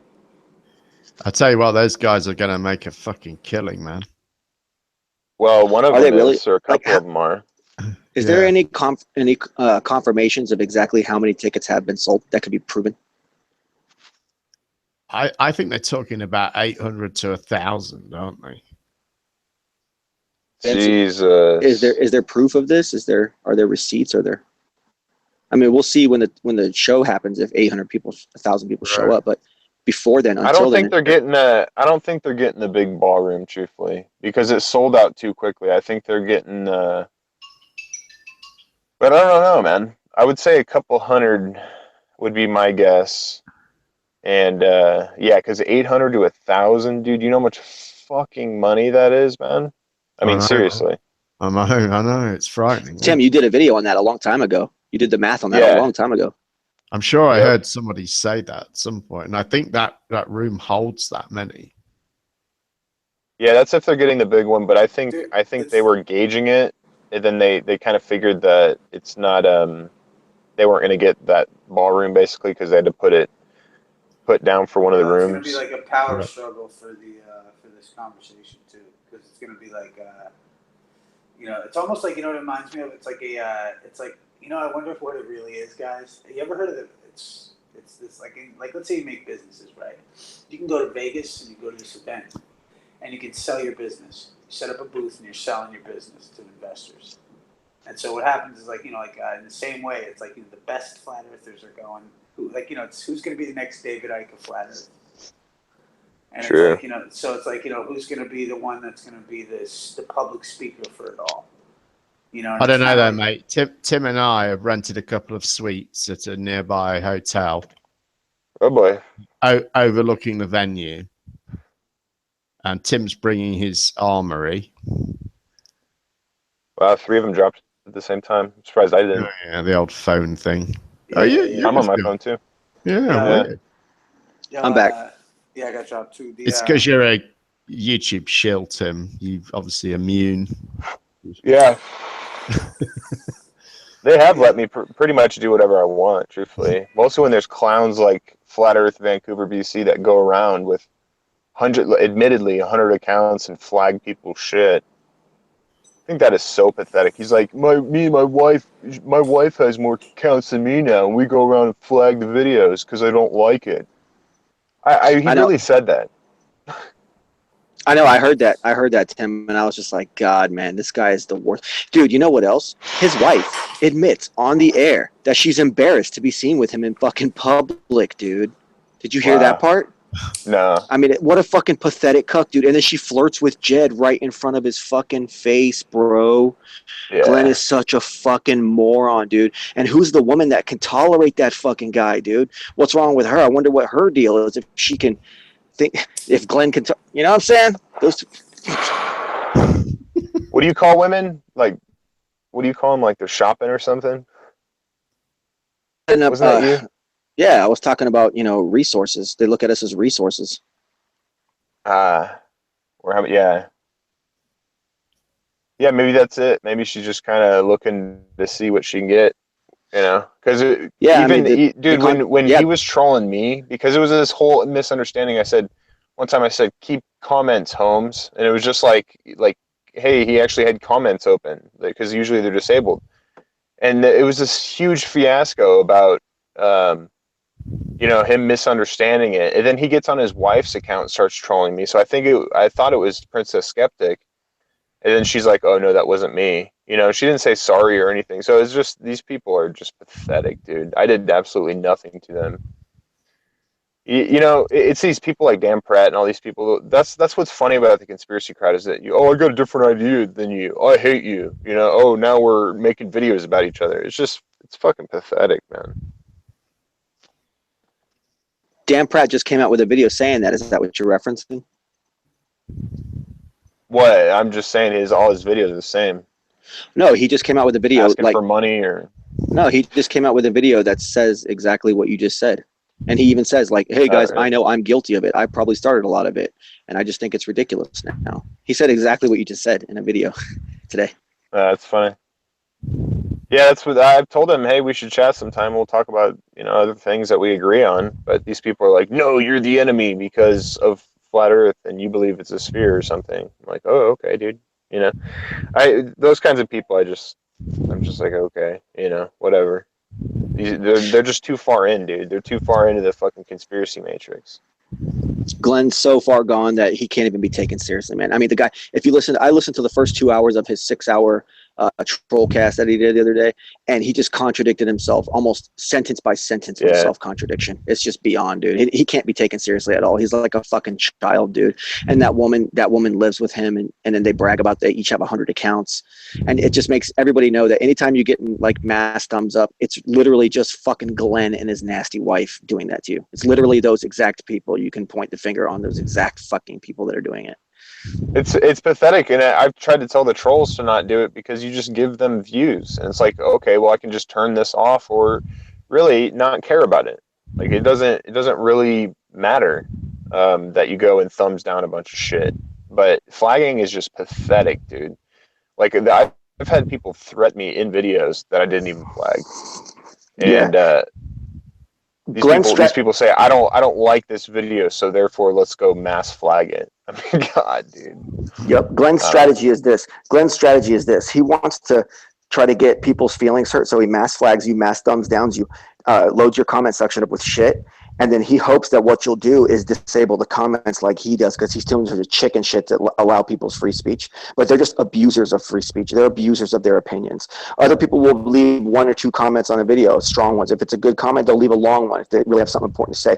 But Glenn will just come in there and talk about, you have a unibrow, you're fat, and shit with like 1,000, like 1,000 comments of that. It's like, okay, well, I mean, I kind of need to block you because you're abusing this platform, for one.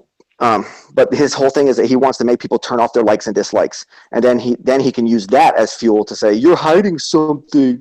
Well, it's like, well, when you came in my video and put 50 thumbs downs within 2 minutes of me releasing it, I don't know, buddy. You're kind of lame and shit, I don't know why anyone listens to him, because he's just so whiny. And nobody does. Nobody really does, because check it out. He's been around this whole thing since before me, and he still only has 200 subs. There's a fucking reason for that. He doesn't really have anything positive to say ever, as far as I've heard, anyway. It's not even that it's not positive. It's that it's completely invalid. Every single thing he says, positive or negative, is pretty much invalidated. Hi, Mark. I'm posting a link on Gems. What's up, Mark? Or on Jed Skeptics. Yeah, all right, guys. How you doing? Yeah, I'm cool, man. Cool. Yeah, Just what sitting up, back, Mark? listening. Yeah, what's up, Arthur? What's up, boy? I Chilling, see Pillbox calling you a paedophile now. That guy's fucked up to him, mate. He's like, I mean, I've got no idea what kind of world he thinks he's a good Christian in, because he's definitely not a good Christian in the Bible world. What happened with the Pillbox? What was he talking about? Calling Tim a paedophile, saying that fucking he was playing child porn on bros. Yeah, that shit is disgusting. Yeah. Bros hanging out. They throw it around like it doesn't mean anything to anybody. I don't think there's anything worse you can call somebody. Dude, truthfully. I don't even like nothing. It's just yuck. Stuff. Yeah, it's continuous. And then Adam Dwyer popped in, A4 popped in and started saying it too. That's why I was like, what the hell? Now he was on Antonio's show the other day. I like some kind of a expert keynote person or something. Right. Adam. Yeah, well, if you notice, over the last few months, Adam's been disappeared, hasn't he? He's been of no relevance anymore. He hasn't had a platform to go on and make these fucking outrageous claims that he does. Right. True. So he needed a way back in. A couple of months ago, he couldn't fucking stand Antonio. I mean, fucking hell, these fuckers flip more times than a fucking McDonald's burger, don't they, for fuck's sake? I think they both need a friend, don't they? I think Antonio's gathering as many.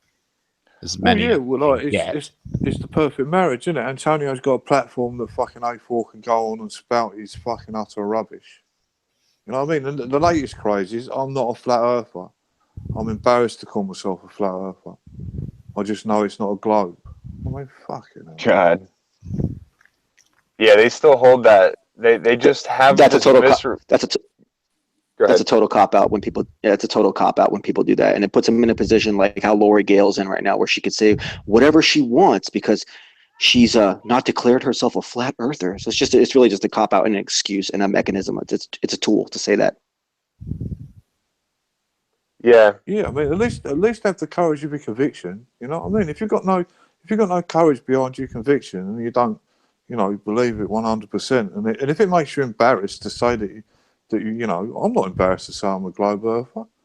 I don't embarrass me in the slightest. I mean, why should it? I'm right with you, Mark Taylor, on that. Why should it embarrass you if you've got some conviction and you've got some courage and you believe it, and you've got evidence to back it up, and you're just fucking making the shit up? Then I don't see why you should be embarrassed. Well, because it's a conspiracy.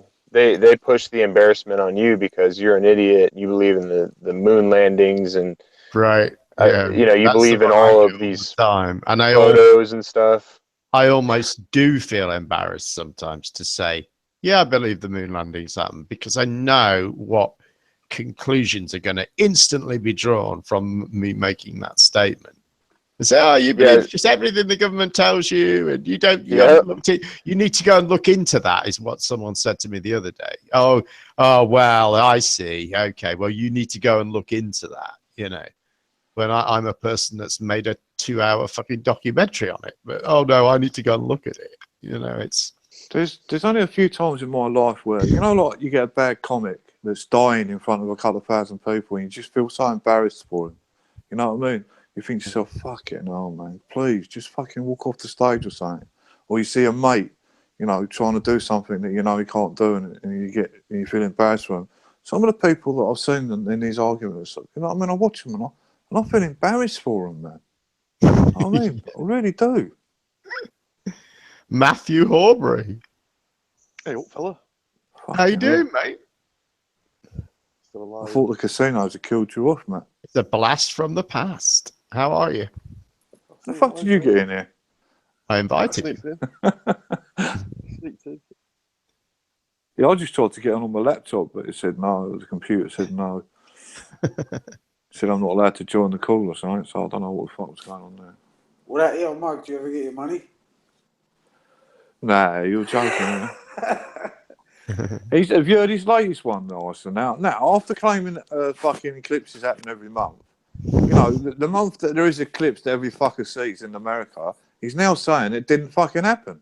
I mean, so how does that work? If there's one every month, and then the month that we actually see one, he's claiming it didn't fucking happen. Oh, that guy. I mean, how can you have any credibility when you say stuff like that? I mean, it's ridiculous. Yeah, Hey, Jem, can I bring up a topic? Maybe we can all talk about it real quick. Sure, let's do it. Okay, as long as so they're earlier, not trannies. no, it's not about trannies. So earlier, I was watching one of these witch hunters, one of these witch hunt flat earthers out here, and he was sitting there throwing out all these empty accusations at all these people and stuff. He's taking a big toke off his doobie right there, which of course a lot of us in here are advocates for that. So I'm not shaming him for that at all. But then I hear his little like 5-year-old, 10-year-old, whatever daughter running around right all around his feet and stuff. I thought to myself, wait a second, dude. You can't. I mean, yeah, smoke weed all you want, but you can't do that shit in front of kids. And I know some people might. Well, I don't want to drop any name. I don't want to drop any names. But I would say, that's a family matter that you don't have the authority to intercede with. That's like how I look at it anyway. You got to be libertarian. Like, that's his rights. That's his family. That's his household, dude. But what about that child? What about that child? What about that child's liberty? Yeah, what about that child's liberty? Dude, that kid doesn't want to be around. Hold on. You always like ask like, well, then does that mean you can't drink alcohol in front of him? You can't smoke a cigarette in front of him? I mean, you know, these things are kind of commonplace, and like weed, of course, in Denver is becoming more commonplace. But truthfully, for myself, I feel that way still. I feel personally, I wouldn't do it. I still even do it like away from my parents, even though I give them weed sometimes. It's something. I don't know. So I don't know, man. It's something more. It's a tough one, right? It's a tough one. Yeah. It's a tough question though, because what about that kid? You know, that kid might inadvertently tell on you.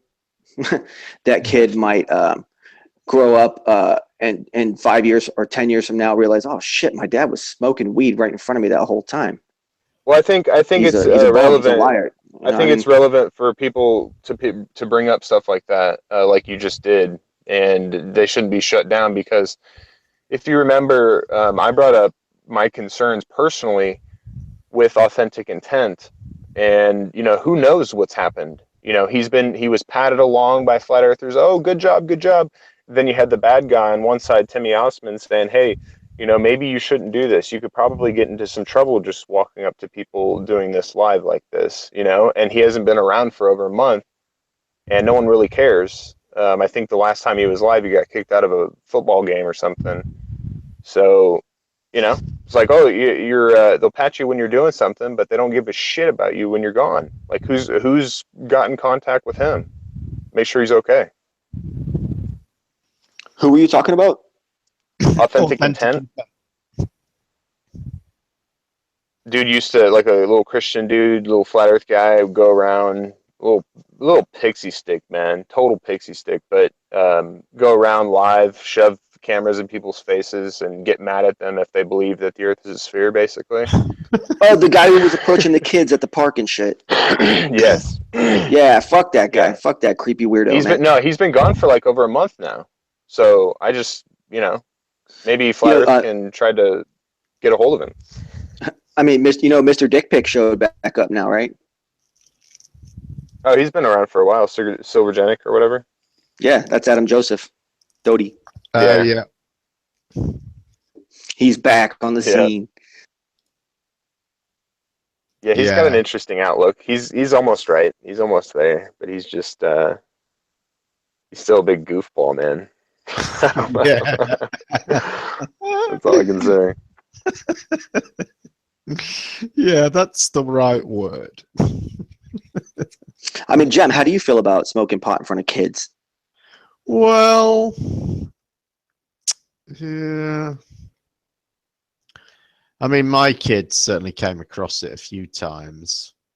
I mean, I tried to sort of keep it away from them, but you know, they did come across it, you know, on a few occasions. So, and I think, like Tim says, I think, you know, people drink in front of their kids and they do all sorts. So, you know, it's easy to judge parents when you're not a parent. No, yeah, I don't believe in the when you stigmas, become a parent, you know, most yeah, of us I know. get at it and then you feel guilty.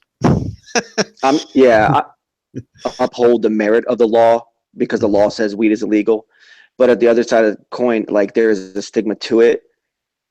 Kid needs to understand the law and everything first before they're presented with a situation where that are kind of being forced upon them. Like, what if a neighbor comes and takes and tells on him, and then that kid gets taken away from the guy? You know, was his joint worth it then?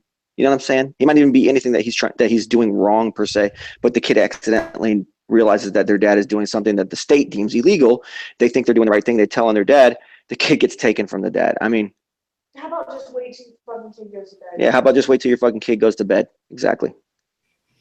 I don't know. Well, I don't know about America, but I don't think if you got caught in England smoking weed, your kid get took away from you, as long as there weren't other issues. But smoking, Yeah. I mean, if in another 50 years in America with the states that are legalising it, then there's a good chance that children will have a lot more encounters with it in their family life. But for one, I don't think you should be smoking in front of your child anyway. Well, that's the thing, isn't it? And, you know, that was my thing. I just didn't want to smoke in front of them. So I didn't, you know, but there would be times, you know, when. If you've got a crystal ball that you can see into the future and your kid's exposure to the weed doesn't have no negative effect on their life, then all well and good, isn't it? But if you have a crystal ball that fucking sees your child when they're in their early teens, well, how about this though? Taking harder drugs because they, you know, the actual drug, not the weed is, you know, I don't think it's that harmful, but for children, yeah, maybe. Well, here's the problem. Has anybody seen a documentary called The Tobacco Conspiracy? What, because tobacco don't hurt people? Oh, The Tobacco Conspiracy. It's on YouTube, have a look. Yeah, I know. What's the conspiracy that tobacco don't hurt people? Let Issa forget what he was going to talk about, though. I still want to hear what you had to say, Issa. Come on. Like that, I'm just saying. No, I'm just saying. Issa was about to say something, but I mean, I'm interested in what Issa had to say, too. Just don't forget what you were going to say, Issa. What do you mean, Mark? I'm saying, you can't fucking say if you've seen the tobacco conspiracy, then when I ask you what it's about, you say, I'm not telling you. Well, I mean, fucking hell. Is that the conspiracy, is it? No one knows what it's about. Flash it out for us, Matt, so we haven't got to go and watch it. Well, or at least we can decide if we want to.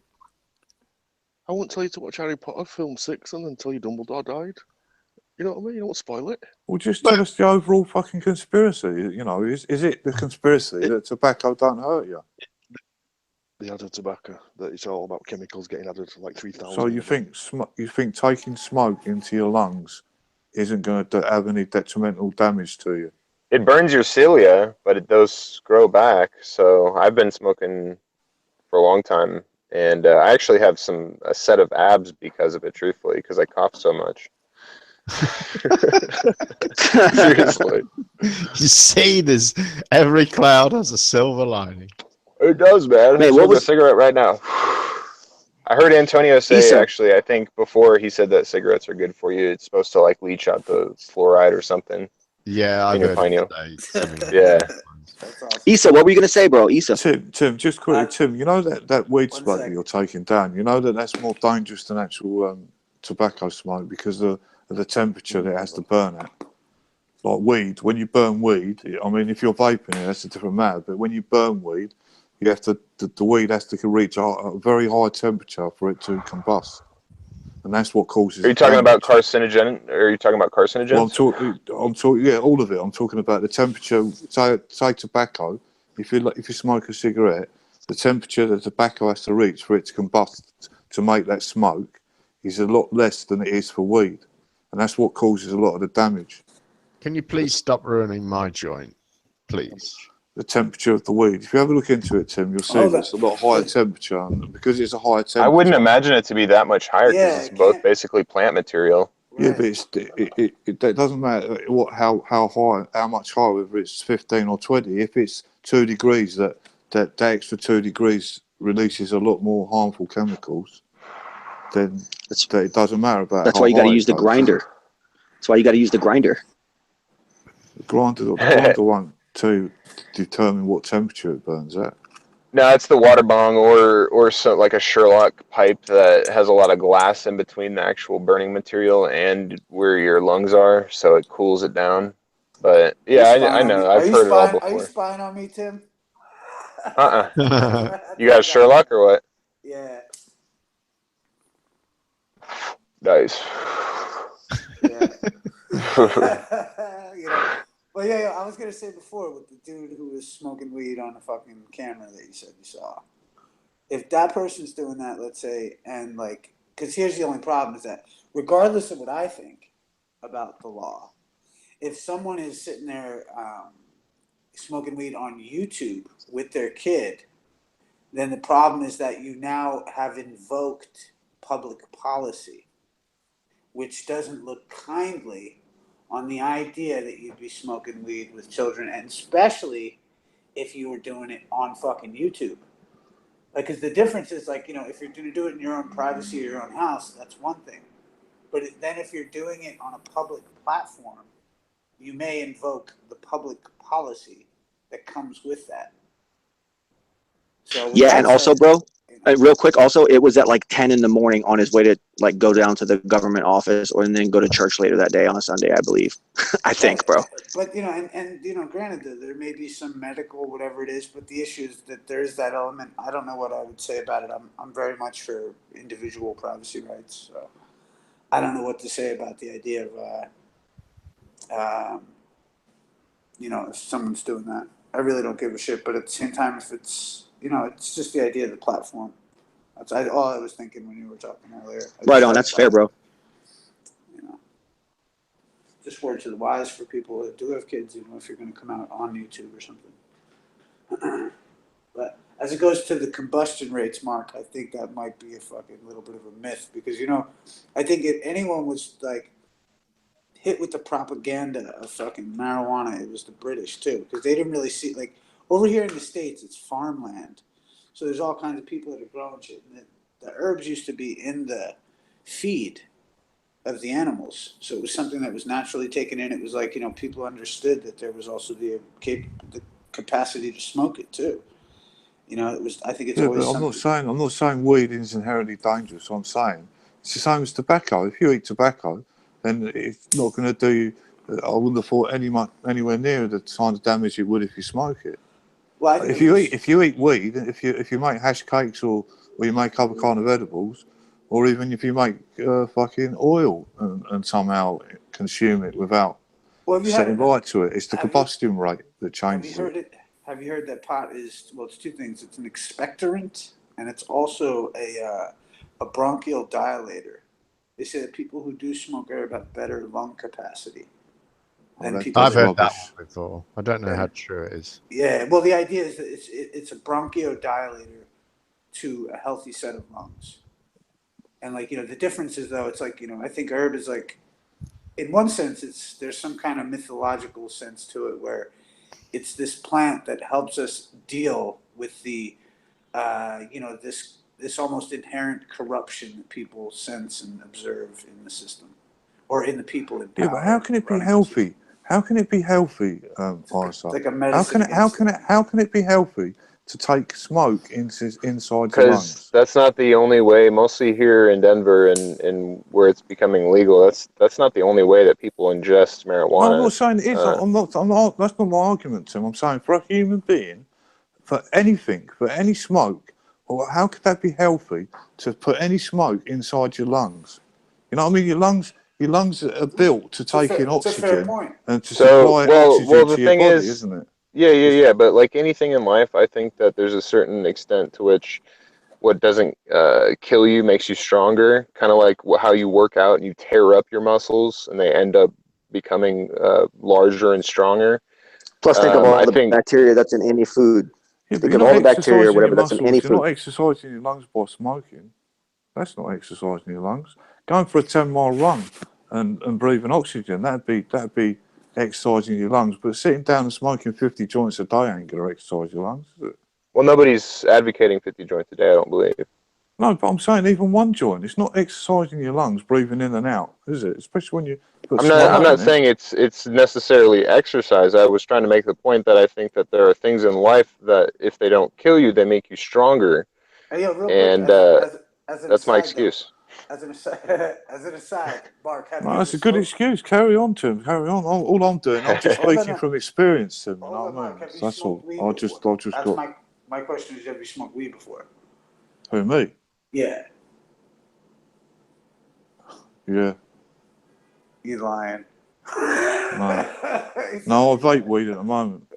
I got you. So like, so yeah, so you know the difference. Yeah, I'm 52 and I've How smoked about weed this since I though? was about 14. So How yeah. about this? What do you call it? I find this interesting though with the vaping, is that like I run a lot, you know, I just train a lot. So like, you know, I noticed that when I vaped, I felt as though I would get more of like a layering and a lasting mess, like, you know, weird feeling of tightness. Versus when I smoke, it's almost like you cough it up in the morning and it's gone. Do you ever experience that? Yeah. Yeah, if That's you're like, healthy and you smoke, you basically wake up and you cough it out. Uh, Kind of seems weird, but it definitely. I mean, I know people that do like long distance biking, long distance running, and stuff that are smokers, like pretty heavy smokers, but they're very, very active. And I think there's an element of being able to do things that aren't necessarily good at the outset, but um, if you're very active, I think your body has a very just innate ability to regenerate these types of things. like I actually, I've a habit of mine is smoking weed and then going for a run. Like I like that. I like being lifted when I'm on my run. It's weird. Like, you know, it's just, you know, you start getting into another realm of the head where it's like, it also makes me think of, you know, it almost begs the question next is, well, what if mushrooms? You know what I mean? Because like, you know, Oh God, why did, like, no. well, hold on. Why do we seek to expand the mind? That's all. You know what I mean? That other like intangible part of nature and man as we're, you know, kind of woven together. So same thing with herb. It's just this thing where it is something where, you know, like I could be tense as hell and smoke a joint and be like, ugh, okay, I can deal with this and empathize. But And it's different for other you know, people, and there's something to be said about crutches in life. true. I've had plenty, and it doesn't. You don't have to smoke weed to feel better. People can go and run or do, you know, more Right. productive things than doing that. But I agree. I mean, it's just we're very habitual creatures, and people get in habits, and usually it's bad habits. Like anything that feels good seems to be a bad habit. Everything that you have to work at hard seems to be something that's beneficial. And there's something to be said also about people that smoke weed young. I would not advocate that at all. I think 18 to 25 to start, because there is a dependency, I think, that might in that you got monkeys on your back at a young age, and you start trying different monkeys basically, and it can lead to stuff. So that kind of calls into question the whole gateway drug thing, and I've usually argued against it, but there's a case to make on each side, many cases to be made.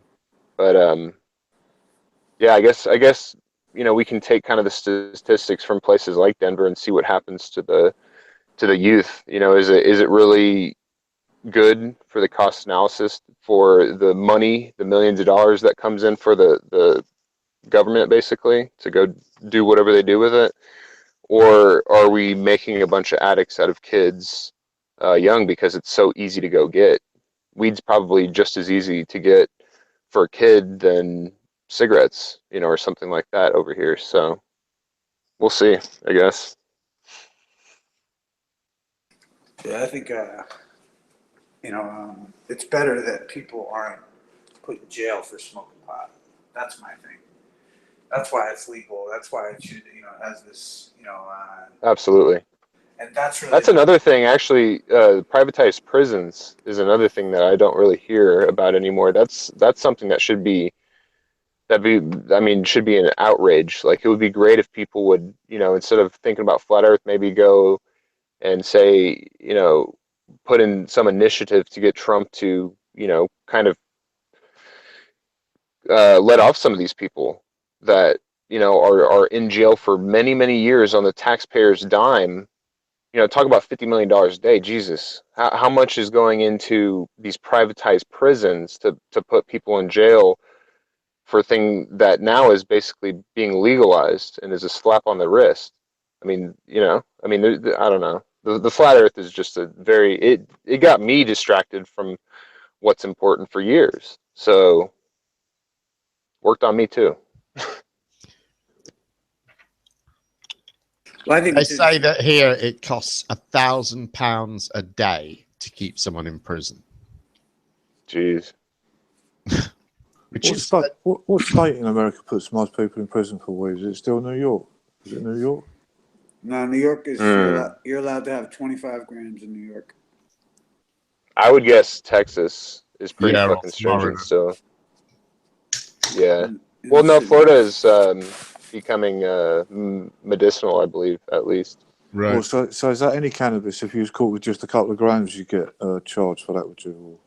Or is there a limit? Most places in America, like here in Denver, I could get caught and that would be like, oh, okay, it wouldn't be anything. But most places in America, for a couple grams, you'll get like a fine. You won't actually go to jail or prison. But some are still very conservative about their law, I guess you could say. And Exploitative. I think maybe Utah's pretty bad right now. Texas is bad, but it's weird. It's the United States of America, it's interesting. Each state is its own country, motherfuckers. USC. It's interesting. Title 28, Section 297. Look it up now. How about a state that can fucking put it in something that is illegal on the what is that level? Federal. I mean, Yeah, a federal. Yeah. It was funny because when they did that, like all of these dispensaries, you'd have to deal in cash only because they couldn't go to the banks with all this drug money. Right. So it's gotten a little better. And that's what I was going to say. The next step, and this is the next step in the conversation that I've been trying to mold in certain friends of mine's ears, because the idea is that, like, what needs to happen is that it's going to be federalized, okay? It's going to be, and when it is, it's got to be FDA approved. Now, the thing is that because California and everyone took the notion of the medicinal side, you're inviting. This is the thing that was what made it happen is also going to be the curse of legal pot, and that's going to be that it's medical. It was made legal under the guise of being medical, and now it's going to be made, it's going to be corporatized because it was fucking legal, because of the doctors. It's going to bring in the corporations that people don't want. Now, what I was saying, or what I've said to people, is that what will happen is they'll wind up being farmers for Walmart. And Walmart will have the herb. It'll be corporatized like a motherfucker. And that's where they'll shortchange the farmers because the value is going to be so low. It's going to be so accessible. Actually, it's Microsoft. What's that? Microsoft own the biggest weed producer in the US. There you go. What happens on the federal scale then? If you say, for instance, you want to fly to another state, can you take a couple of ounces of weed in your luggage? No, not flying. Nope. Definitely not. Each state, check it out. Each state is its own country. I know, but once you leave from one state to another, isn't that federal then? No, I think it's weird. I think you may be able to go from a state that has Legal pot into a state that also has, like the feds might recognize that there's a legality between the states because there's a medical prescription and there's only those two states involved. The jurisdictional issue becomes that are you dealing with a federal, and this is where it's so important for people to understand that if you were, let's say, on that flight making that trip and you got arrested by this TSA because they're saying they're federal, then that's where you would say, well, I conditionally accept that on proof. At the same time, you're walking a thin line because of the jurisdictional agreements between these entities. And they've agreed that at this location, at this particular time, if one of their people get hold of someone, it might be a federal issue. But the thing is that it might be. And this is where precedent is now being set, because what does one do in that situation is going to be the case law that people will look to, or attorneys will, because people will put their hands behind their back when they get an attorney instead of being able to address the issue of, as I've said, the charging instrument, which is the crux of the issue in one sense. And then there's and then also there's the jurisdictional issue of where were you actually technically, but that's a moot point. That's why the charging instrument is so important, because it takes away. It's also like local laws too, because I knew a guy when I was in Omaha one time. He was coming from California, and basically he had it in a capsule that was from California, and they put him in jail for a long time. As opposed, if that was in a bag, he would have just got a fine. But because it was like a controlled medicine or whatever, the local law basically took it very, very seriously. Well, yeah, the concentrates are another level. That's the other thing too. A lot of people don't recognize, even just with hash, is that the hash is a different level offense. It's now federal problems, like in that sense. And that's why, again, as I said, for those of the herb heads, that's the only people I think that I want to learn, would want to teach this fucking any lawful stuff to, because for philosophical purposes, because the idea is that you can, then establish in your own self, like the way that each case is peculiar to its own set of circumstances. Case law is merely something that the attorneys bring into because they have to, because they don't have any firsthand knowledge. They just have the facts. And the more we understand the power we have, the better we off, I think, for it will be. I think also there seems to be, or a friend of mine who's in California and who was involved in the medical marijuana campaign and everything, knew a lot of people in dispensaries. But she had friends who had dispensaries that were busted by the local police even after the law was changed. Yeah. They just that was busted bad them in out. California. And it wasn't the FBI, or it was just the local cops just busted. They were taking Granny to jail in California at one point. I remember that. And they took all their stuff away and destroyed their businesses. Right, but and that's where the ones who got good attorneys, let's say, or let's say at the time, or understood the premise of the law, like they were dealing with it in a sense of where it was like, hey, you denied me equal protection due process of law, give me my herb back. And they had to in some places, because if the law changed, then they were violating the terms of the law themselves, and they would give it back. And they would go, and those are the cases that are interesting too, and that's where there has been success, is because those dispensaries would go and be like, hey, you know what I mean? Show cause why you shouldn't give me my stuff back, and that you didn't do this, that, the other thing, and they would get their stuff back. And that's like, the hidden stories of those successes, that usually it winds up being a dismissal with the return of the goods. There's no case precedent. You know what I mean? It's just dismissed. Mm. The problem is, of course, is how long does it take to go through all that process? And even if you win, your business has still been destroyed in the meantime. Right, and that's why I'm screaming it from every YouTube channel I'd step on, is the idea of that what we need to learn how to do is to be able to conditionally accept all these things, because there is this legal background and foreground. If you bring it into the foreground, then it's at play. If you don't bring it into the foreground, you can't get the response. And it's not like the judge is just going to generically say, oh, you know, this is what happens for everyone. They're going to play each case as individual. And that's why, God forbid, any one of us had to go through something like that. God willing that we would have the right words and the right demeanor, and then that we would show the right honor and merit the reward of a dismissal, etc., with respect to all the players involved, because that's what needs to happen. We need to almost, I've said it, identify ourselves as people that are sane and rational.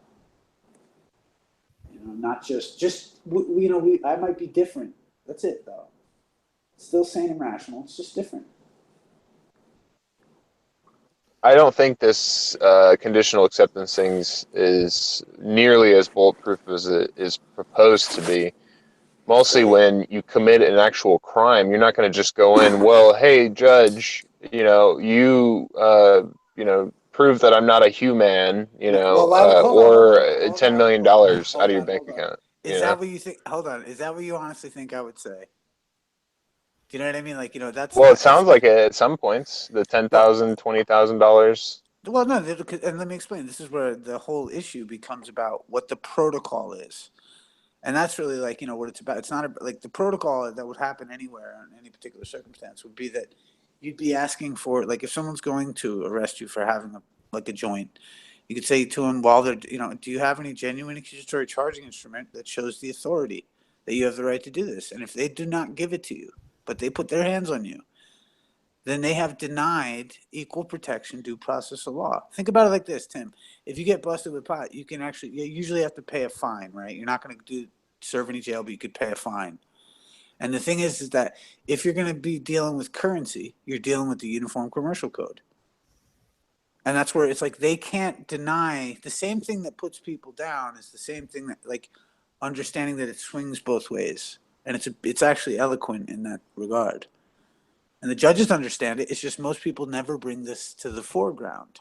I thought that because of the Patriot Act, all that's just thrown out the window, and just the fact that the cop is a cop and has the badge, that they could just do whatever the fuck they want now. And that's pretty much the way shit goes. I thought that's what the whole problem was lately.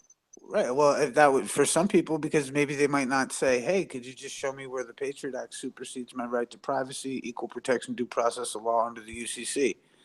Just show me where you have the authority to and come under notary seal, or else it's agreed that you've deprived me of equal protection due process of law, may have accepted penalties under Title 18, Section 242. And, you know, let's, you know, and agree, you know, show cause why you don't owe me 10 grand. And that's where my 10 grand comes in, right about there. So I'm just saying that this is the beauty of the system, is that, you know, the Patriot Act doesn't supersede it. It does if you acquiesce to it. Read Gerald Brown's Cooperative Federalism. I sincerely mean that.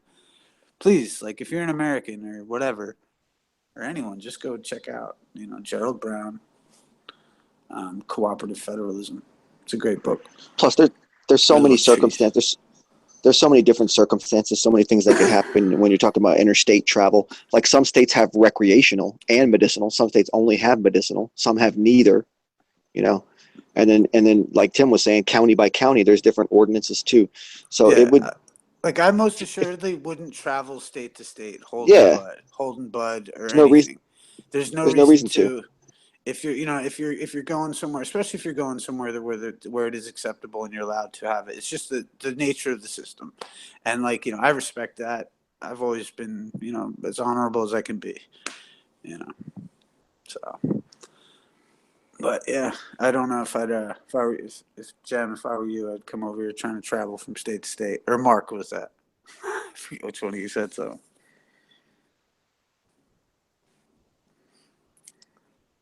You basically can't bring it into an airport. So that's the problem with flight. Right. You just can't bring it into an airport. So, I mean, you could drive, you'd be a lot more successful chances of you getting away with it if you drove from state to state. But, I mean, you're definitely not getting on an airplane with that. I mean, I could be wrong, but I don't think there's any country where it's openly legal to, you know, even Amsterdam. It's not illegal. I think it's just decriminalised. The coffee shops, they're only allowed to hold a certain amount of weed, which is, considering that it's a business that's selling the weed, it's a very small amount. I think it's something like 10 ounces. Anything over 10 ounces, they can be prosecuted. So they have to continually leave their shop to go to refill up. I think I'm right in saying there is one country where it's legal, and that is, well, actually, I think there's two now. There's Uruguay, who actually legislated in that way. Wow. But I think also North Korea. Timmy, Wow, are we talking about weed? That's my favorite subject. Yep. Yeah, I think it's a lot of people's favorite subjects. Yeah, well, that's two countries I didn't know about. Then thanks, Jeff, for that. Portugal.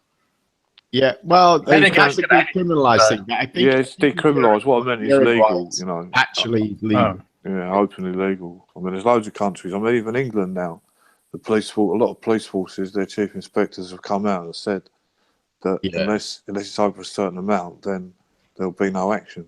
Wait, so what? Wait, but if it's decriminalised, then you're not a criminal. So then the police can't accost you for anything because you're not a criminal. It can still be illegal. Yeah, but you're not. But you're not. It just means you don't get a criminal record, doesn't it? There's parameters on the amount you can have on you. That's the thing. Yeah. You can't walk around and hold 15 pounds of weed and say, what? It's illegal. It's decriminalized, you know, because then you have intent to sell, intent to distribute. All those things can be made against you. Well, for small amounts, anywhere in the UK now, you know what I mean? You can be caught with, you know, I don't know, quarter, half ounce maybe. As long as it has loads of wraps and you have scales on, you know, I'd imagine you just get a slap on the wrist, a fine. You're better off keeping it in one bag as well. You don't want to have several different baggies with different amounts in them. Then that's a long-term prison sentence because you're distributing it. I think Portugal's decriminalised a few more drugs than just weed, haven't they? They've done some more as well. They decriminalised heroin and things like that. Maybe not. People, the conspiracy crowd in America right now is suspicious that our government's trying to push a weed agenda. And I thought to myself, really, what's wrong with that? Unless they take complete control of it and poison us through that weed. That's the only concern I would have. But if they just let it be free market like it is now, streets don't even have to sell it, don't even have to put labels on it. It'll flourish, it'll have it. If it's for medical reasons, can't you get a license to grow up to 6 plants or something yourself? I'm not saying that. So if it was you had a medical reason for doing it and you weren't doing it illegally, then you could grow 6 and that. I mean, depending on how much you smoke. I mean, 6 plants isn't a lot, but if you're doing it legally, you can get quite a lot of buddage off of 6 plants, couldn't you?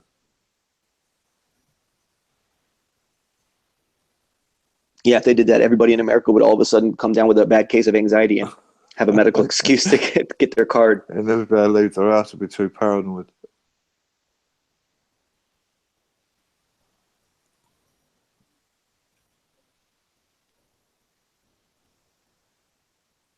Especially being able to grow it outside. If you could grow it outside with no repercussions from the authorities, then your yield would be even better, wouldn't it?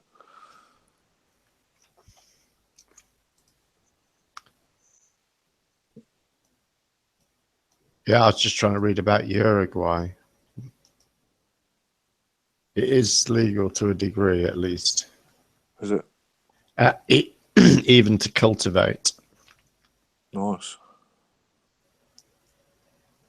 I think you have to get like a permit or something. Is that for medical reasons or is that just for recreational? No, even recreational. That's quite. Why the hell is that, man?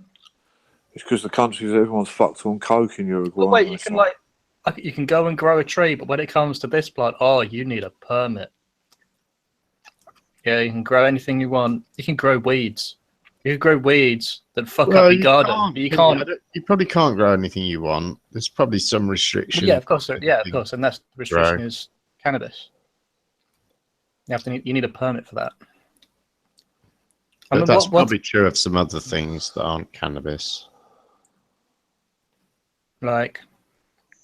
Well, I mean, nothing's springing to mind, but that you can imagine there would be something, maybe something that's poisonous but is used in manufacture of something or something like that, where there's a need to grow it, but you want to limit, the way it's done.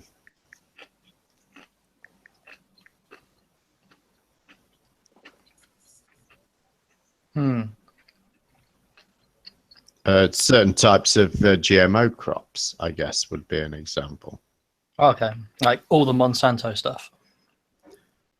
Well, like, you know, certain types of GMO crops, I imagine you need a permit for some description. Oh, Can't yeah, just grow them anywhere, can you?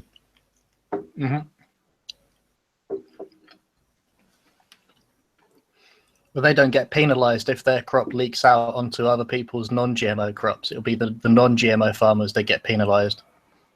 They get fines for GMO crop bleeding into their field when it isn't even theirs.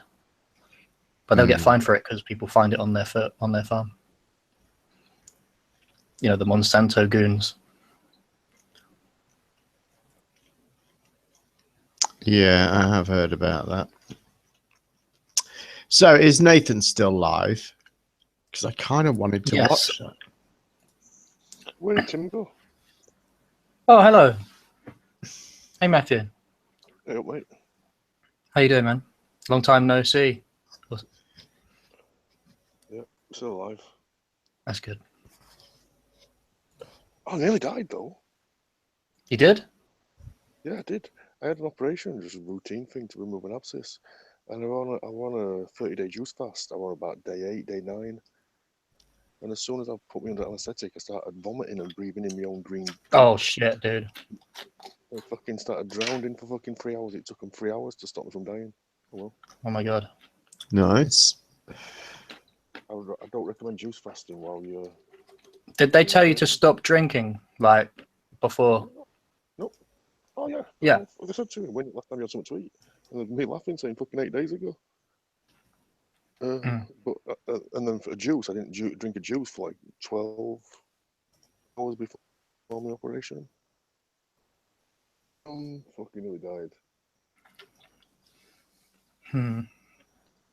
Took 4-hour operation. 1 hour operation took 4 hours. Well, you're very lucky, man. Yeah, that's not nice, man. I hope you get better soon, Matthew. Well, you must be all right because you're in a hangout, but you know what I mean. Yeah. This was a couple of months ago. I'm fucking living. Let's hope you're not in a fucking hospital bed now and you're streaming. No. Don't do it, Vinny. Oh, doctors are really supportive. You talk to them, what are you doing? I'm on juice fast. Oh, that sounds really good. Fucking nobody said, couldn't do that while you're on anesthetic.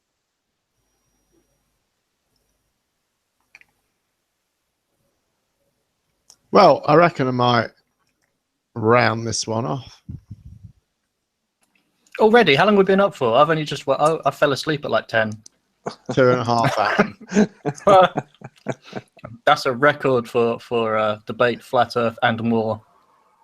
And cakes. It's just debate flat earth. There's no more tonight. Oh. Yeah. You should change the name to debate more about flat earth. Or debate more flat earth.